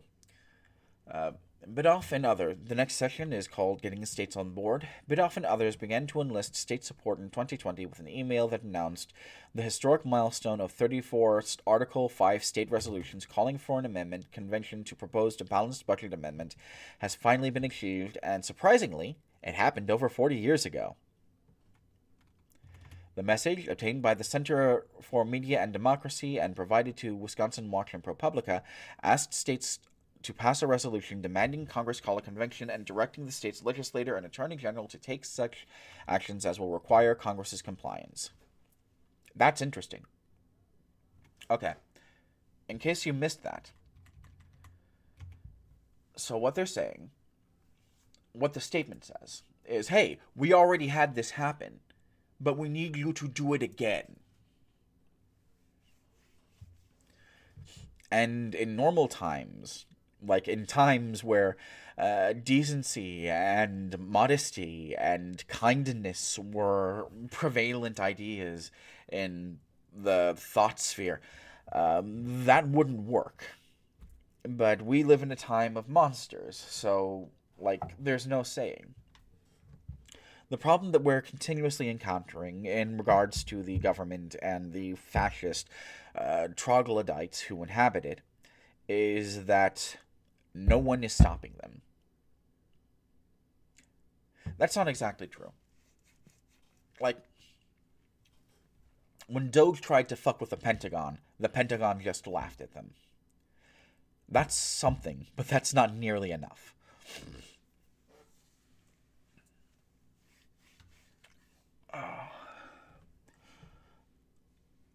In a large part, what is needed is for extant federal workers to tell these people to kick rocks.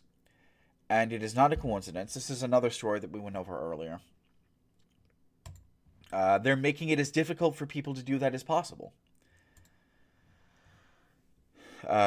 For those people who weren't here for that, we went over an article from the AP. That's breaking news stuff. The FDA building that they work in is not suited to have everyone there all at once by design.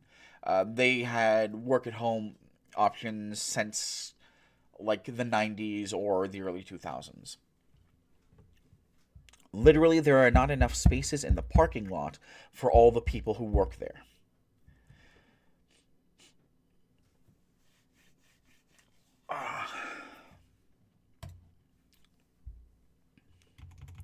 Let's go back to this. Republican state lawmakers in Utah and South Carolina responded within days, introducing measures incorporating some of the proposed language. We have a tremendous opportunity as a state to deal with an issue that is very serious and grave, and a grave We have a tremendous opportunity as a state to deal with an issue that is a very serious and grave moment in our nation. Utah State Representative Ken Ivory, a Republican who introduced the measure, said at a legislative hearing in February 2022. It's the power of the state to be able to deal with the excessive debt and the financial explosion and the swindling, as Thomas Jefferson said, the swindling of the future on a massive scale. Also, can we talk about the debt for a moment? It doesn't matter. The debt doesn't matter. The GDP matters. In an economic sense. Economics is dumb. You should never listen to any economist. I'm not an economist. But, every person who has said that the spiraling debt is going to lead to chaos and destruction and the spontaneous combustion of our children, all of them have been wrong. All of them have been wrong. The things that have affected the economy in the most negative ways have been the moneyed class swindling money away from the lower classes. In the 70s and 80s, and the 80s especially, we had that with Reagan breaking up unions and shipping jobs overseas. In the Clinton administration, you had that with more shipping jobs overseas and the beginning of a service economy where people had the lowest paying jobs possible and Walmarts and fast food places. In 2008, you had that when banks stole people's fucking homes from them. And then in 2020, you had COVID, where the government gave ordinary people a pittance and gave corporations trillions of dollars. It's embarrassing. If someone says, "Oh, we need the budget's a problem. We need to do something," outside of very specific, overwhelmingly specific things, like specific line items, they're full of shit. And it is also not a coincidence that the Republican administrations have ballooned the budget to such preposterous degrees that one can fairly insinuate that they're creating the problem that they're then going on to claim that they're solving. You don't need to take anyone howling about the budget seriously. That's something else that needs to be borne in mind. Okay, let's go back to this. Since the Utah hearing, Arizona and West Virginia have also introduced measures demanding Congress call a convention. West Virginia's was the most explicit, resolving to commence federal court action against Congress and advance the furthest, planning the state House of Delegates before stalling in its Senate. So far, none of the resolutions have been adopted. West Virginia's was reintroduced last month. In February 2024, activists believed they were close to filing the lawsuit, emails obtained through a public records request show. The Senate presidents and House speakers in Utah and Arizona signed letters expressing their interest in joining a federal lawsuit against Congress to force a conviction on fiscal issues. In an email that was CC'd to the Arizona lawmaker who sponsored the state's resolution, convention supporter Mike Kapik celebrated Utah and Arizona's interest as a win. One more, and Utah says they'll lead the filing in federal court, Kapik wrote, then watch the other states rush to file. It still hasn't happened. The Arizona legislature does not have standing to file a lawsuit on its own, a spokesperson for the state attorney general said, and the Democratic attorney general has not agreed to take the case. A spokesperson for the Utah Attorney General's office declined to comment on whether the state had agreed to file the suit. Ivory said that he is unaware whether Utah has any current plans to sue Congress. New AG, new Congress, new president, he wrote, adding that he believes negotiations may be taking place with Congress with potential promising results, but that he is not involved. Alaska is the only state listed on the draft compliant, but the state attorney general's office would not confirm whether it has joined. In Congress, Texas Republican Jody Arrington has introduced resolutions to trigger a convention, including one he put forward last month. His office did not agree to an interview. If Congress does call a convention, it would likely be up to delegates to keep it from creeping into other parts of the Constitution. Historians generally agree that the 1987 Constitutional Convention itself was a runaway convention. Delegates met in Philadelphia to amend the Articles of Confederation. I mentioned that. A process that required unanimity among states. Instead, they scrapped the entire document and drafted the Constitution, proposing a lower threshold for states to ratify amendments. So, major takeaways from this. They're trying to call a constitutional convention. And as I have said at least 5 times, if they call a constitutional convention, everything's on the table. They can scrap everything, write a new constitution. They've literally done it before. And they've been trying to do this since slavery was repealed.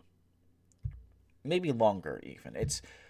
I'm talking about a concurrent effort. The people trying to do this now, the people like Trump and Musk, are the ideological descendants of the kinds of people who think that slavery was cool and rad.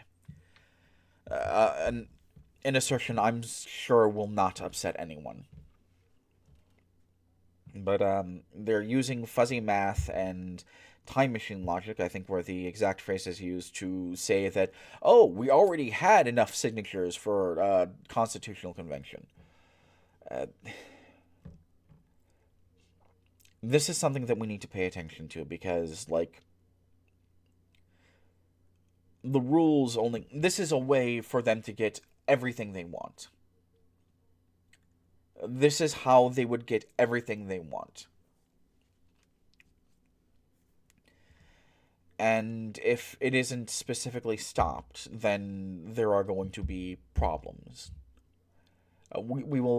It might not even be an exaggeration to say that we will not live in America anymore.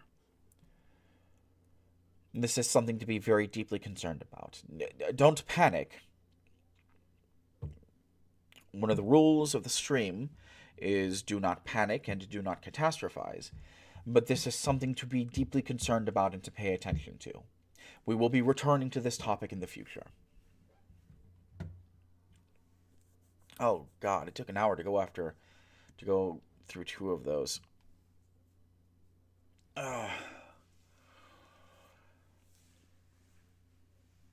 Okay. I'm gonna take a bit of a break. Stretch out, rest my eyes a bit, get something to drink. I'll be back in not long. Let's find a video to queue up real quick.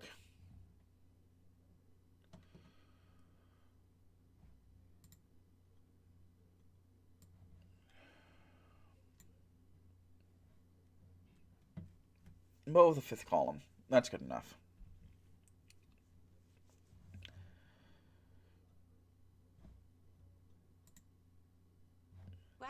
Howdy there, Internet people. It's Belle again. So I will be back when this video is over. Give me a couple minutes. today, we're going to talk about Trump saying Biden's pardons are void. So, Trump made some really interesting and unique claims about pardons Biden issued late in his term. We'll run through the claims real quick.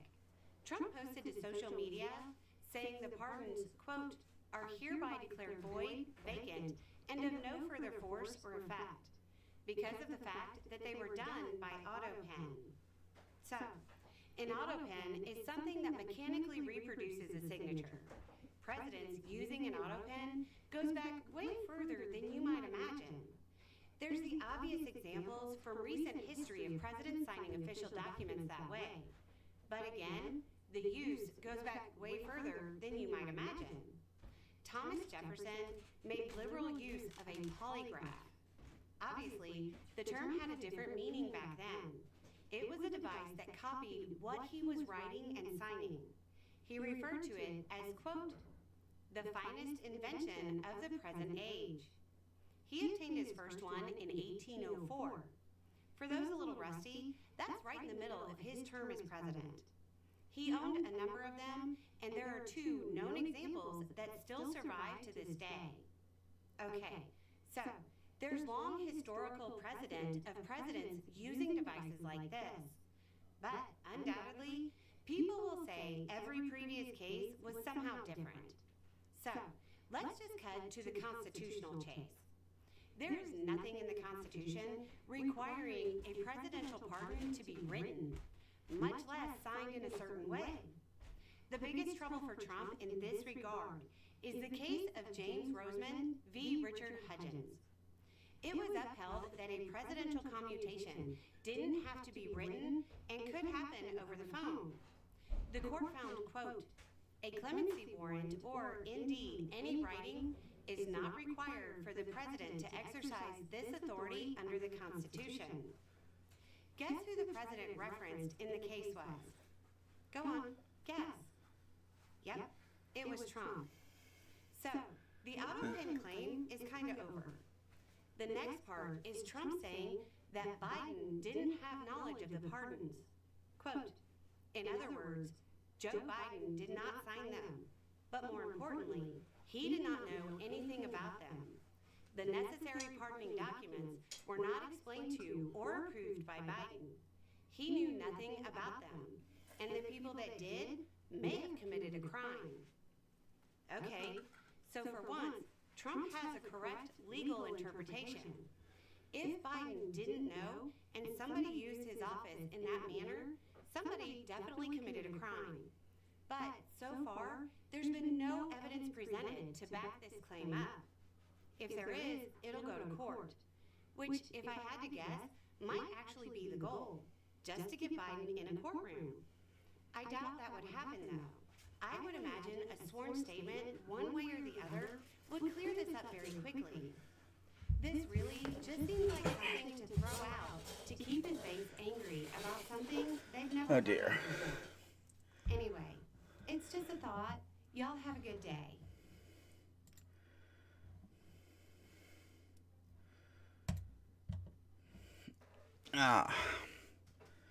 Okay, so for all two viewers, that was Belle of the Ranch, formerly Beau of the Fifth Column. I'm to understand the writing team is the same, it's just the Beau character got very badly burned out and decided to stop.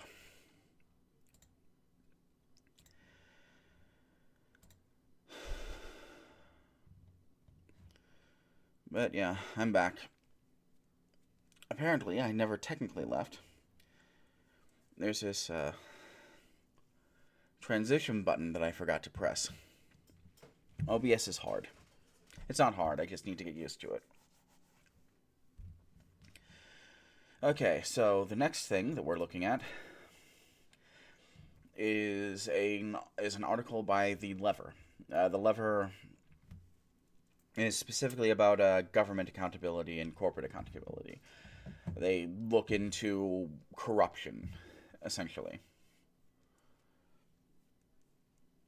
They're pretty reliable. It's worth noting that ProPublica and The Lever jointly um, wrote the article that exposed one of the Supreme Court justices. I don't remember which one. It's the one where it said that he was receiving millions of dollars in donations. They're a major journalism outlet, and I like them. This is the third hour of the program. This would usually be where I interact with the chat and maybe read some theory, but I don't have any of that on hand right now.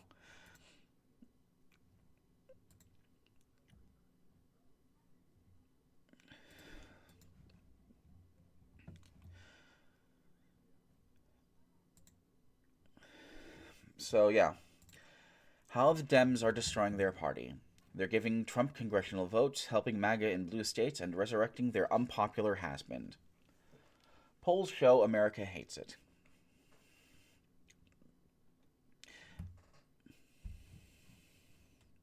Now, there's an article, there was, not an article, but another thing entirely. I actually have it saved to my computer, by a group called Third Way.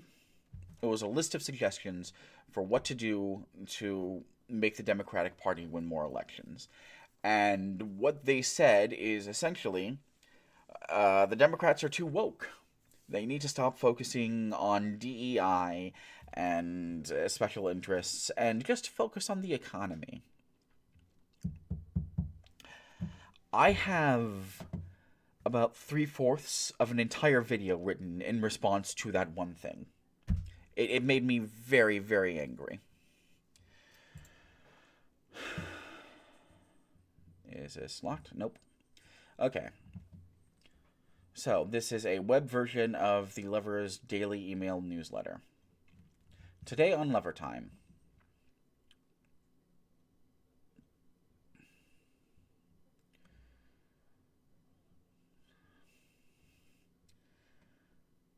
Oh no, this is just a bunch of stuff.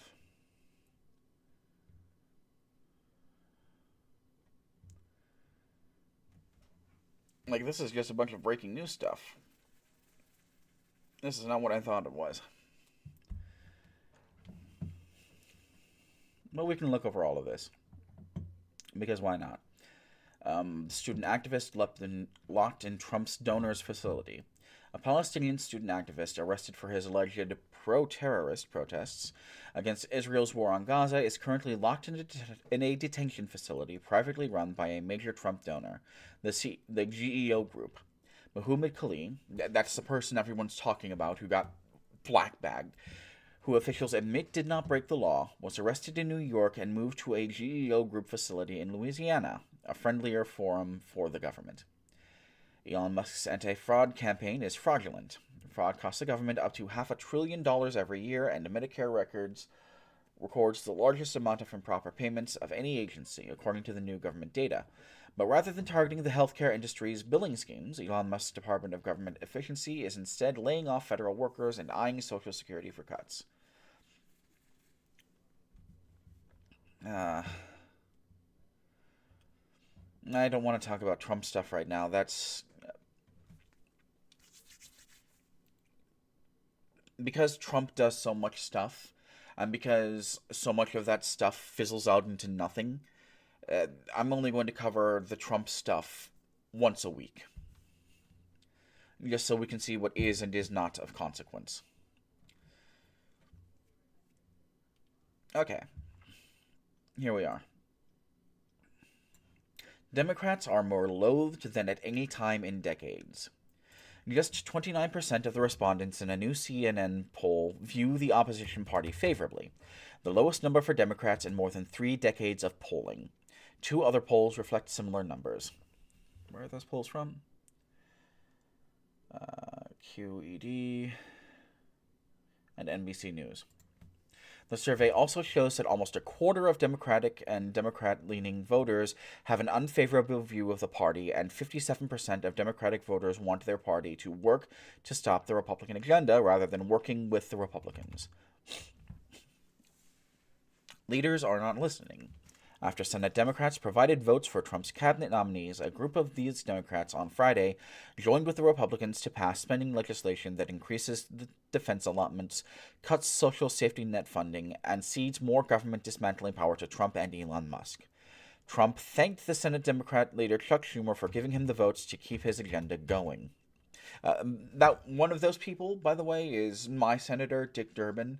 I am overwhelmingly upset about that. He's going to hear from me in person at some point. Blue state Democrats are boosting Trump. 4 of the 10 Democratic votes for Trump's spending bill came from senators from the Democratic strongholds of New York, Illinois, and Hawaii. Meanwhile, in dark blue Delaware, Democrats are advancing legislation to give Musk the largest payout in American history and limit shareholders and workers' power to hold corporate CEOs accountable. And in California, Governor Gavin Newsom is using his new podcast to platform MAGA icons, a move destroying Newsom's favorability ratings. He had the Turning Point USA. Charlie Kirk. He had Charlie Kirk on his podcast. Why does Gavin Newsom have a fucking podcast? I don't have anything better to do than do this.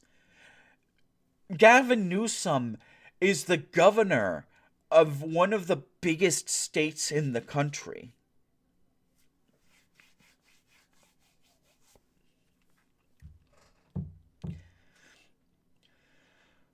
The Democrats' national branding is being defined by supervillains and supervillains. Jesus fuck.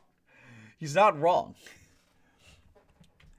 New York's media machine is producing daily headlines about the corruption scandal surrounding Democratic Mayor Eric Adams, while touting reemergence of a Democrat just as infamously corrupt, disgraced former Governor Andrew Cuomo. Democrats' nascent 2028 presidential primary was dominated by news of disgraced former Mayor Rahm Emanuel's potential candidacy, and the still unpopular Kamala Harris is now effectively freezing the party's California gubernatorial field. Not great for a party desperately needing a brand refresh. I have on my computer what is so far a 14-page document detailing how the Democrats managed to lose so hard. The bulk of it comes down to coalition building and how they not only failed to build a coalition, but also just spat in the eyes of the potential people who they would be building a coalition with. But, yeah. It's bad. It's bad.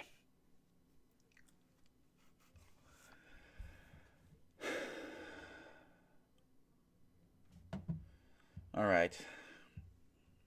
Where are we on time? That took 10 minutes. Less than 10 minutes, even. Let's go over another article. Unless, there's someone who wants to... I don't see anything in the chat.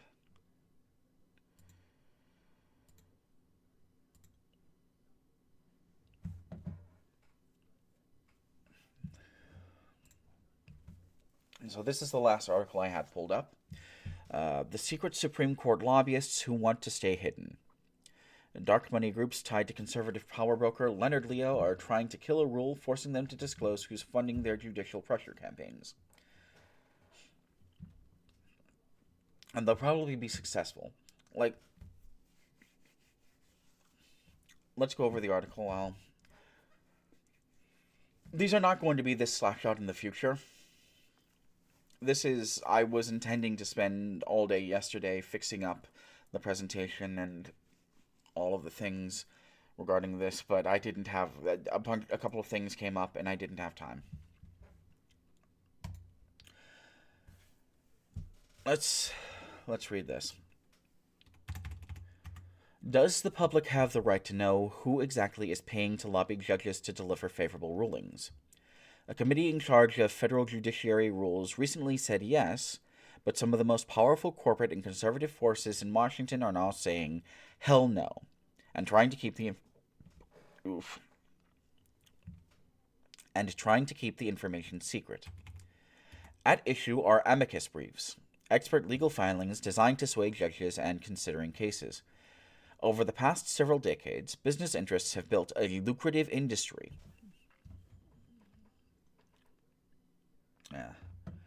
In which they pay shadowy advocacy groups to author the briefs on their behalf, leaving the public and judges unable to know who sponsored the filings. The panel of federal judges overseeing judicial branch procedures recently issued a new rule requiring the filers of these amicus briefs to disclose most of their financial backers and potential conflicts of interest when they file the briefs in lower courts. But some of the most prolific dark money groups that routinely file amicus briefs are now urging the panel to kill the rule. These groups claim that donor disclosures would violate the First Amendment and a 2021 Supreme Court ruling that allows nonprofits to hide their donors from state regulators.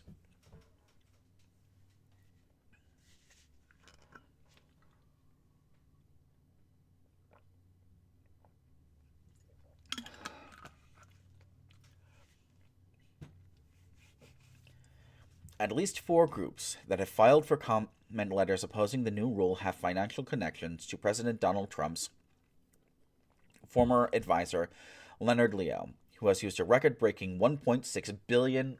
My sinuses are killing me. Who has used a record-breaking $1.6 billion dark money windfall to reshape the country's political and judicial systems along conservative lines. Several key industry players that have fought to overturn campaign finance laws include the National Association of Manufacturers and the United States Chamber of Commerce, have also filed comment letters opposing the new rule. The current rule requires some financial disclosure, but experts say there is a need for greater transparency, especially regarding the dark money groups, nonprofits that are not required to disclose their funders. Those dark money groups and their corporate allies have showed up in force to oppose the changes to the rule, said Alex Arntzen, co-founder and executive director of judicial ethics group Court Accountability. They really understand the importance of amicus briefs as a tool to influence and shape the law, and that's why they're going to the mattress to push back on the courts from making these changes, Arntzen told The Lover. The next section is the illusion of credibility and broad support. Amicus briefs, Latin's for Friends of the Court, allegedly date back to the Roman Empire, when interested parties wrote to judges to advocate for certain legal issues or people. The first amicus brief filed in the Supreme Court was in 1823 by former Secretary of State and House Speaker Henry Clay. I don't know who that is, so I don't care. The modern versions of amicus briefs started in the mid-1900s when the American Civil Liberties Union and other civil rights and consumer protection groups began filing the briefs with the Supreme Court and federal courts. In 1971, as political left-leaning groups racked up legal wins, Lewis F. Powell Jr., a corporate lawyer and future Supreme Court justice, wrote a memo to the Chamber of Commerce and other business lobbying groups urging them to hire a highly competent staff of lawyers to file similar briefs on behalf of the corporate world. Since then, the Chamber and the National Association of Manufacturers, a trade group representing 14,000 companies in a wide range of sectors, have coordinated amicus brief efforts to gut campaign finance laws and promote private sector interests in the courts and Congress. Over the past 15 years, amicus briefs have proliferated, with groups filing briefs in 96% of all Supreme Court cases. These efforts are getting noticed. In 2023, justices cited amicus briefs in their opinions 145 times. This system is fueling a cottage industry. The cost of amicus briefs can range from $15,000 to $80,000 or more, depending on the prestige of the legal groups involved and the stakes of the court case. For Supreme Court cases, the cost can be much higher. The vast majority of this spending is done in secret, with little transparency about who is funding these influential judicial pressure campaigns. For senators, for years, Senator Shelton Whitehouse has been sounding the alarm on the issue. As he noted in a 2024 letter he co-authored with Representative Hank Johnson, dark money interests fund legal groups that seek out certain plaintiffs for strategic reasons, in order to advance the cases through sympathetic federal court systems. Then, the lawmakers note, additional legal groups file amicus briefs aligned with the litigating group. Often they file in orchestrated and harmonized flotillas that can range in number from 10 to 55 briefs. So, this isn't a thing. Like, this is a thing that business interests are doing. But as the article said earlier, this is not just something that they do. The ACLU has been doing this for years and years and years. And as I said earlier in the stream, while you should be critical of the ACLU, they have done some pretty despicable things. They are generally in favor of democracy. Like, I'm still mad at them, but that's a me problem, not a them problem. And the problem isn't not these briefs in as such. It isn't a problem that people are providing advice. The problem is that the people providing the advice are lawyers working for sons of bitches with more money than common sense, who are saying, 55 people at the same time, this is legal for these reasons. And the courts are just kind of going along with it. And they're going along with it. That's an explicit point, right? That they make. They're advancing cases through a sympathetic federal court system. It's not just that these amicus... It's also not just that the people who are writing these things are sympathetic to the sons of bitches who have more money than sense. It's that the judges are also more sympathetic to the people who have more money than sense. They're not using the amicus briefs as advice, they're using them as instructions, essentially. And that sucks quite a bit.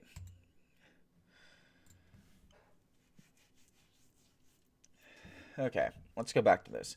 Lawmakers continued, in sum, a robust and coordinated system operates to flood appellate court proceedings with covertly funded amicus encouragement while denying courts, parties, and public essential knowledge to evaluate the true interest behind the briefing and any resulting conflicts. For these reasons, Whitehouse and Johnson believe that the amicus brief disclosure rule is needed.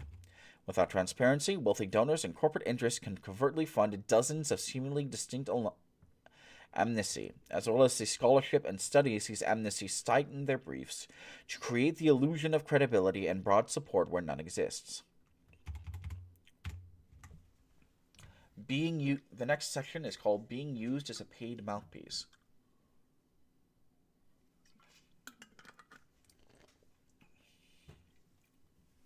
A subcommittee of the Judicial Conference, a panel of senior federal judges, including the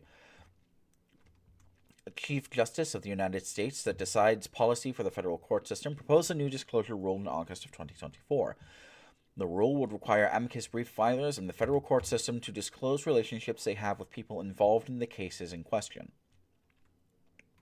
The groups would also have to disclose any money given to them to prepare or submit the brief, and name any person who contributed or pledged to contribute more than $100 intended to pay for preparing, drafting, or submitting the brief, unless they've been involved with the operation for more than a year.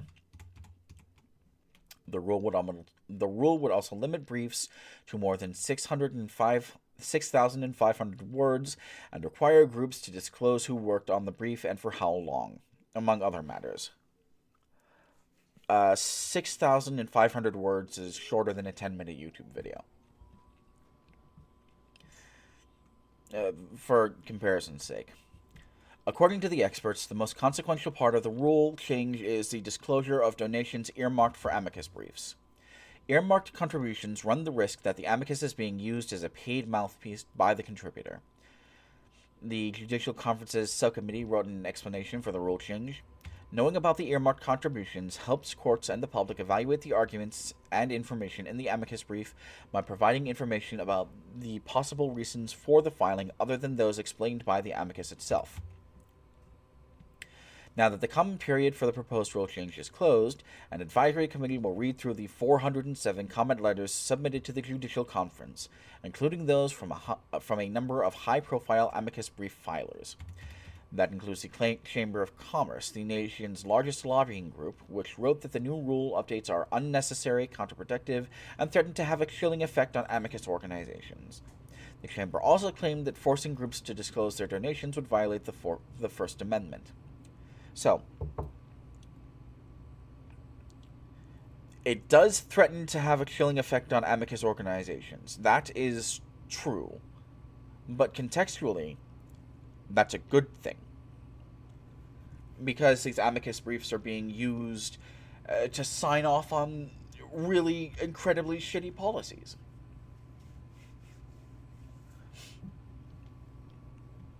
The Chamber has long been one of the country's most prolific amicus brief filers.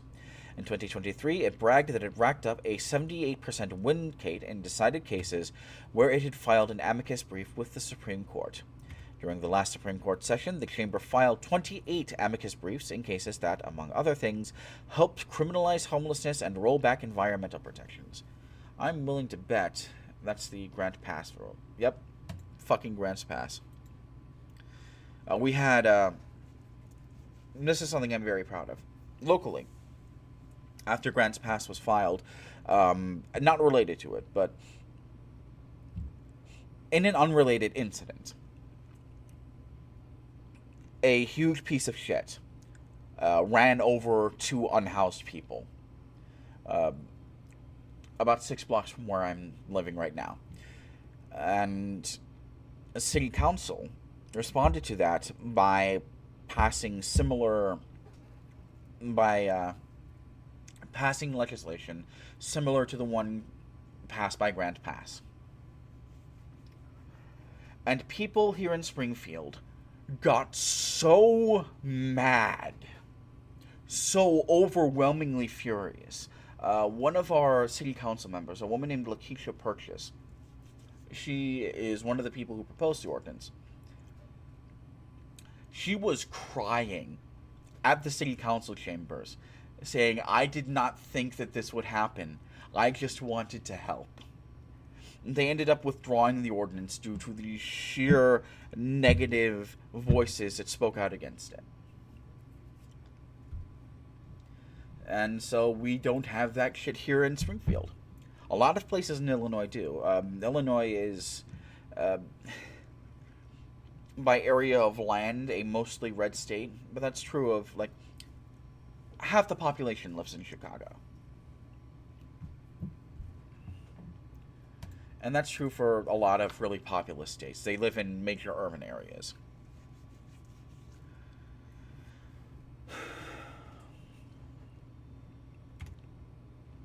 The National Association of Manufacturers, a trade group representing 1,400 companies in a wide range of sectors, also filed a comment letter claiming there is no need for judges and the public to know who is funding amicus operations. The U.S. Supreme Court has described campaign disclosure laws as necessary for voters to know more about a political candidate so that voters can form judgments about how a candidate might act upon assuming office, wrote the lobbying group. By contrast, courts need not know who contributes to an organization or an amicus brief to make the correct decision in a case. But according to the Judicial Conference Committee that issued the rule, courts and judges do have an interest in knowing the identity and funding of the associations behind the amicus briefs they read. Some have suggested that the information about an amicus is unnecessary because the only thing that matters about an amicus brief is the merits of the legal arguments in that brief. The committee wrote in a preliminary draft of the proposed rule, "At times, however, courts do consider the identity and perspective of an amicus to be relevant. For that reason, the committee thinks that some disclosures about an amicus are important to promote the integrity of the court processes and rules." Even if the advisory committee appeals the disclosure rule, it faces an uphill battle for approval.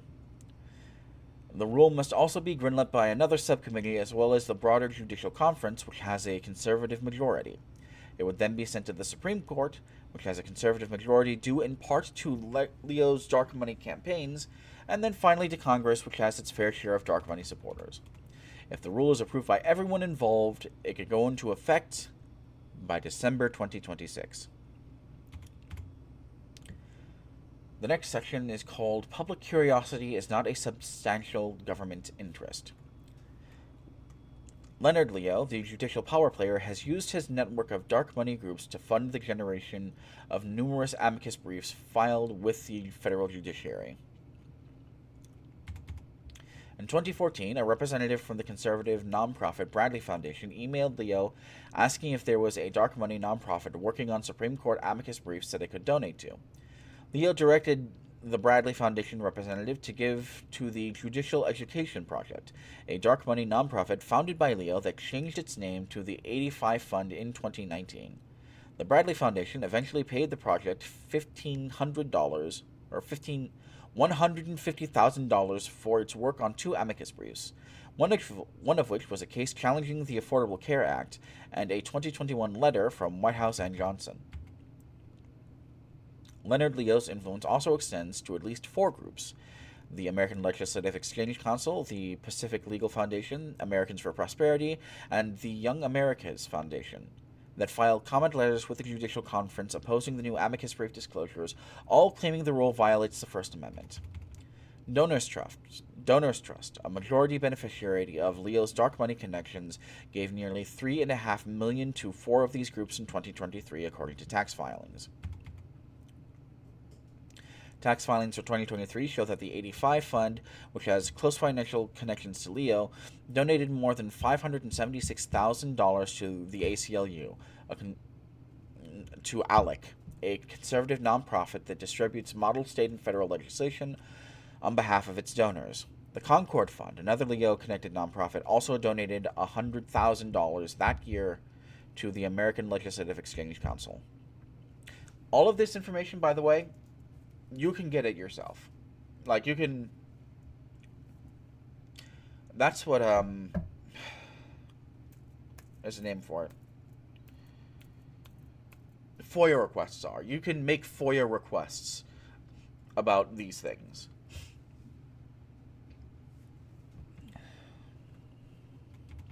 Americans for Prosperity, a nonprofit... I know people who make FOIA requests regarding stuff like this all the time. Americans for Prosperity, a nonprofit organization funded by right-wing... That hasn't happened in a while. I don't know that word. Oh, petrochemical billionaires. Americans for Prosperity, a nonprofit organization founded by right-wing petrochemical billionaires Charles and David Koch, has been at the forefront of the fight to hide nonprofit donors. In 2021, the nonprofit won a Supreme Court decision that struck down a California law requiring nonprofits to disclose the name and addresses of their largest donors. In its comment letter on the new amicus brief, Americans for Prosperity claimed that the disclosure of donors is not in the interest of the public or the government. Mere public curiosity is not a substantial government interest, the group wrote. Further, this informational curiosity is just as likely to misinform as to inform the public. Are you really going to trust the oil barons on this? Are you going to trust the people who say that climate change is not real when they say that mere public curiosity is not a substantial government interest? These claims echo similar sentiments made by Senator Mitch McConnell, the son of a bitch, John Cornyn, and John Thune, who in their comment letter mocked the idea that dark money and financial interests were attempting to persuade federal judiciary.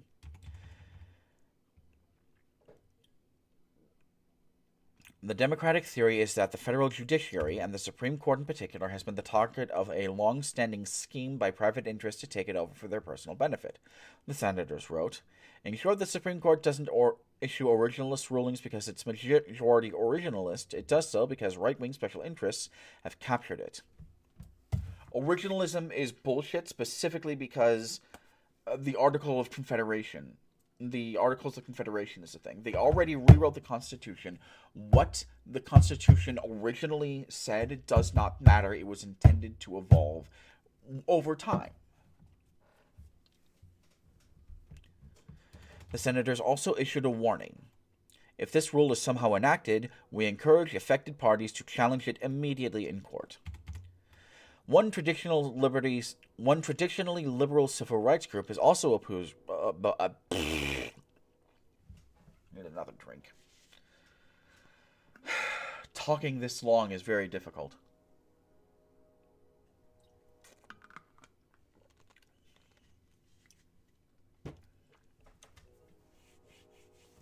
One traditionally liberal civil rights group is also opposed to the Judicial Conference rule. The ACLU, which also supported the 2010 Supreme Court Citizens United decision to allow limitless campaign spending by corporations and unions, believed that the amicus disclosure requirements would burden First Amendment association rights, the group stated in a comment letter. I'm going to have to talk to my local ACLU guy about that. That pisses me off.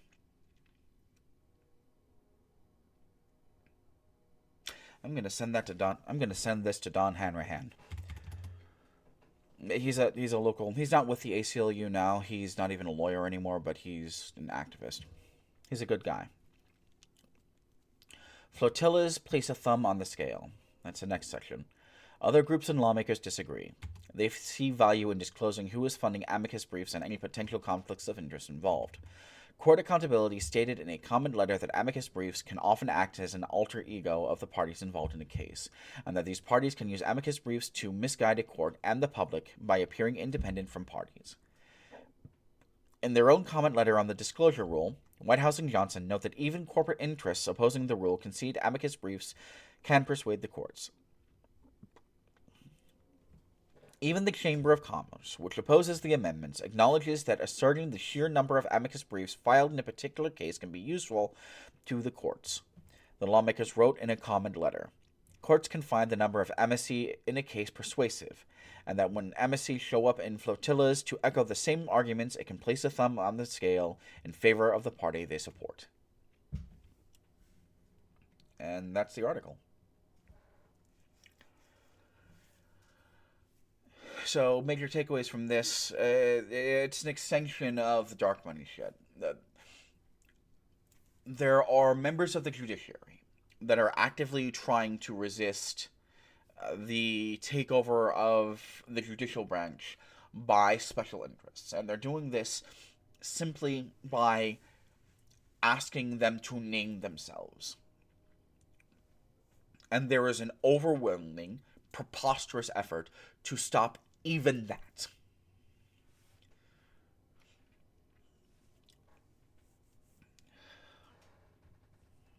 Also, the ACLU is making arguments along the same lines. They're not making the same arguments. They're just saying it would be too hard for First Amendment associations to file for the things, but they can make that simpler. That upsets me a lot. It's shit like that why I don't like the ACLU.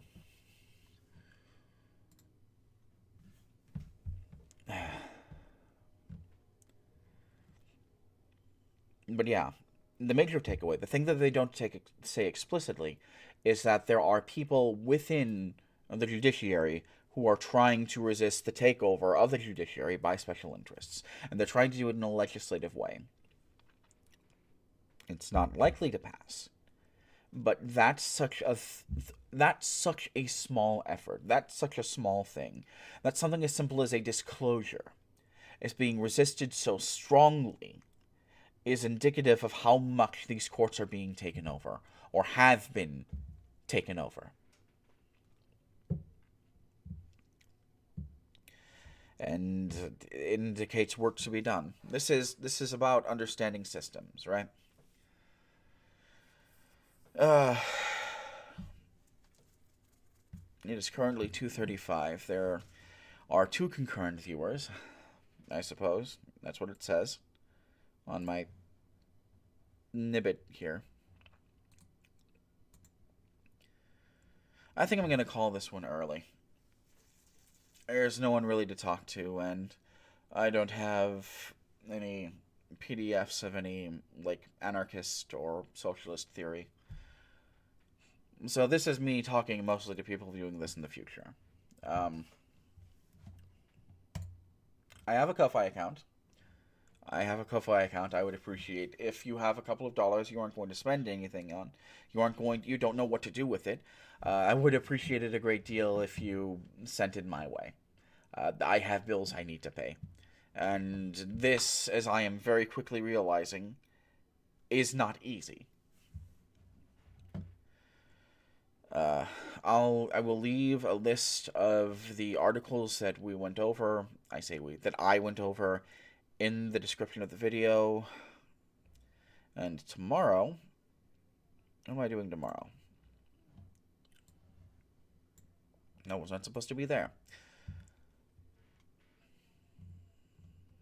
Tomorrow, that's what we're doing. Tomorrow is going to be local news, spring news. We're going to be over. Hour 1 is going to be breaking news, as it's going to be almost every day.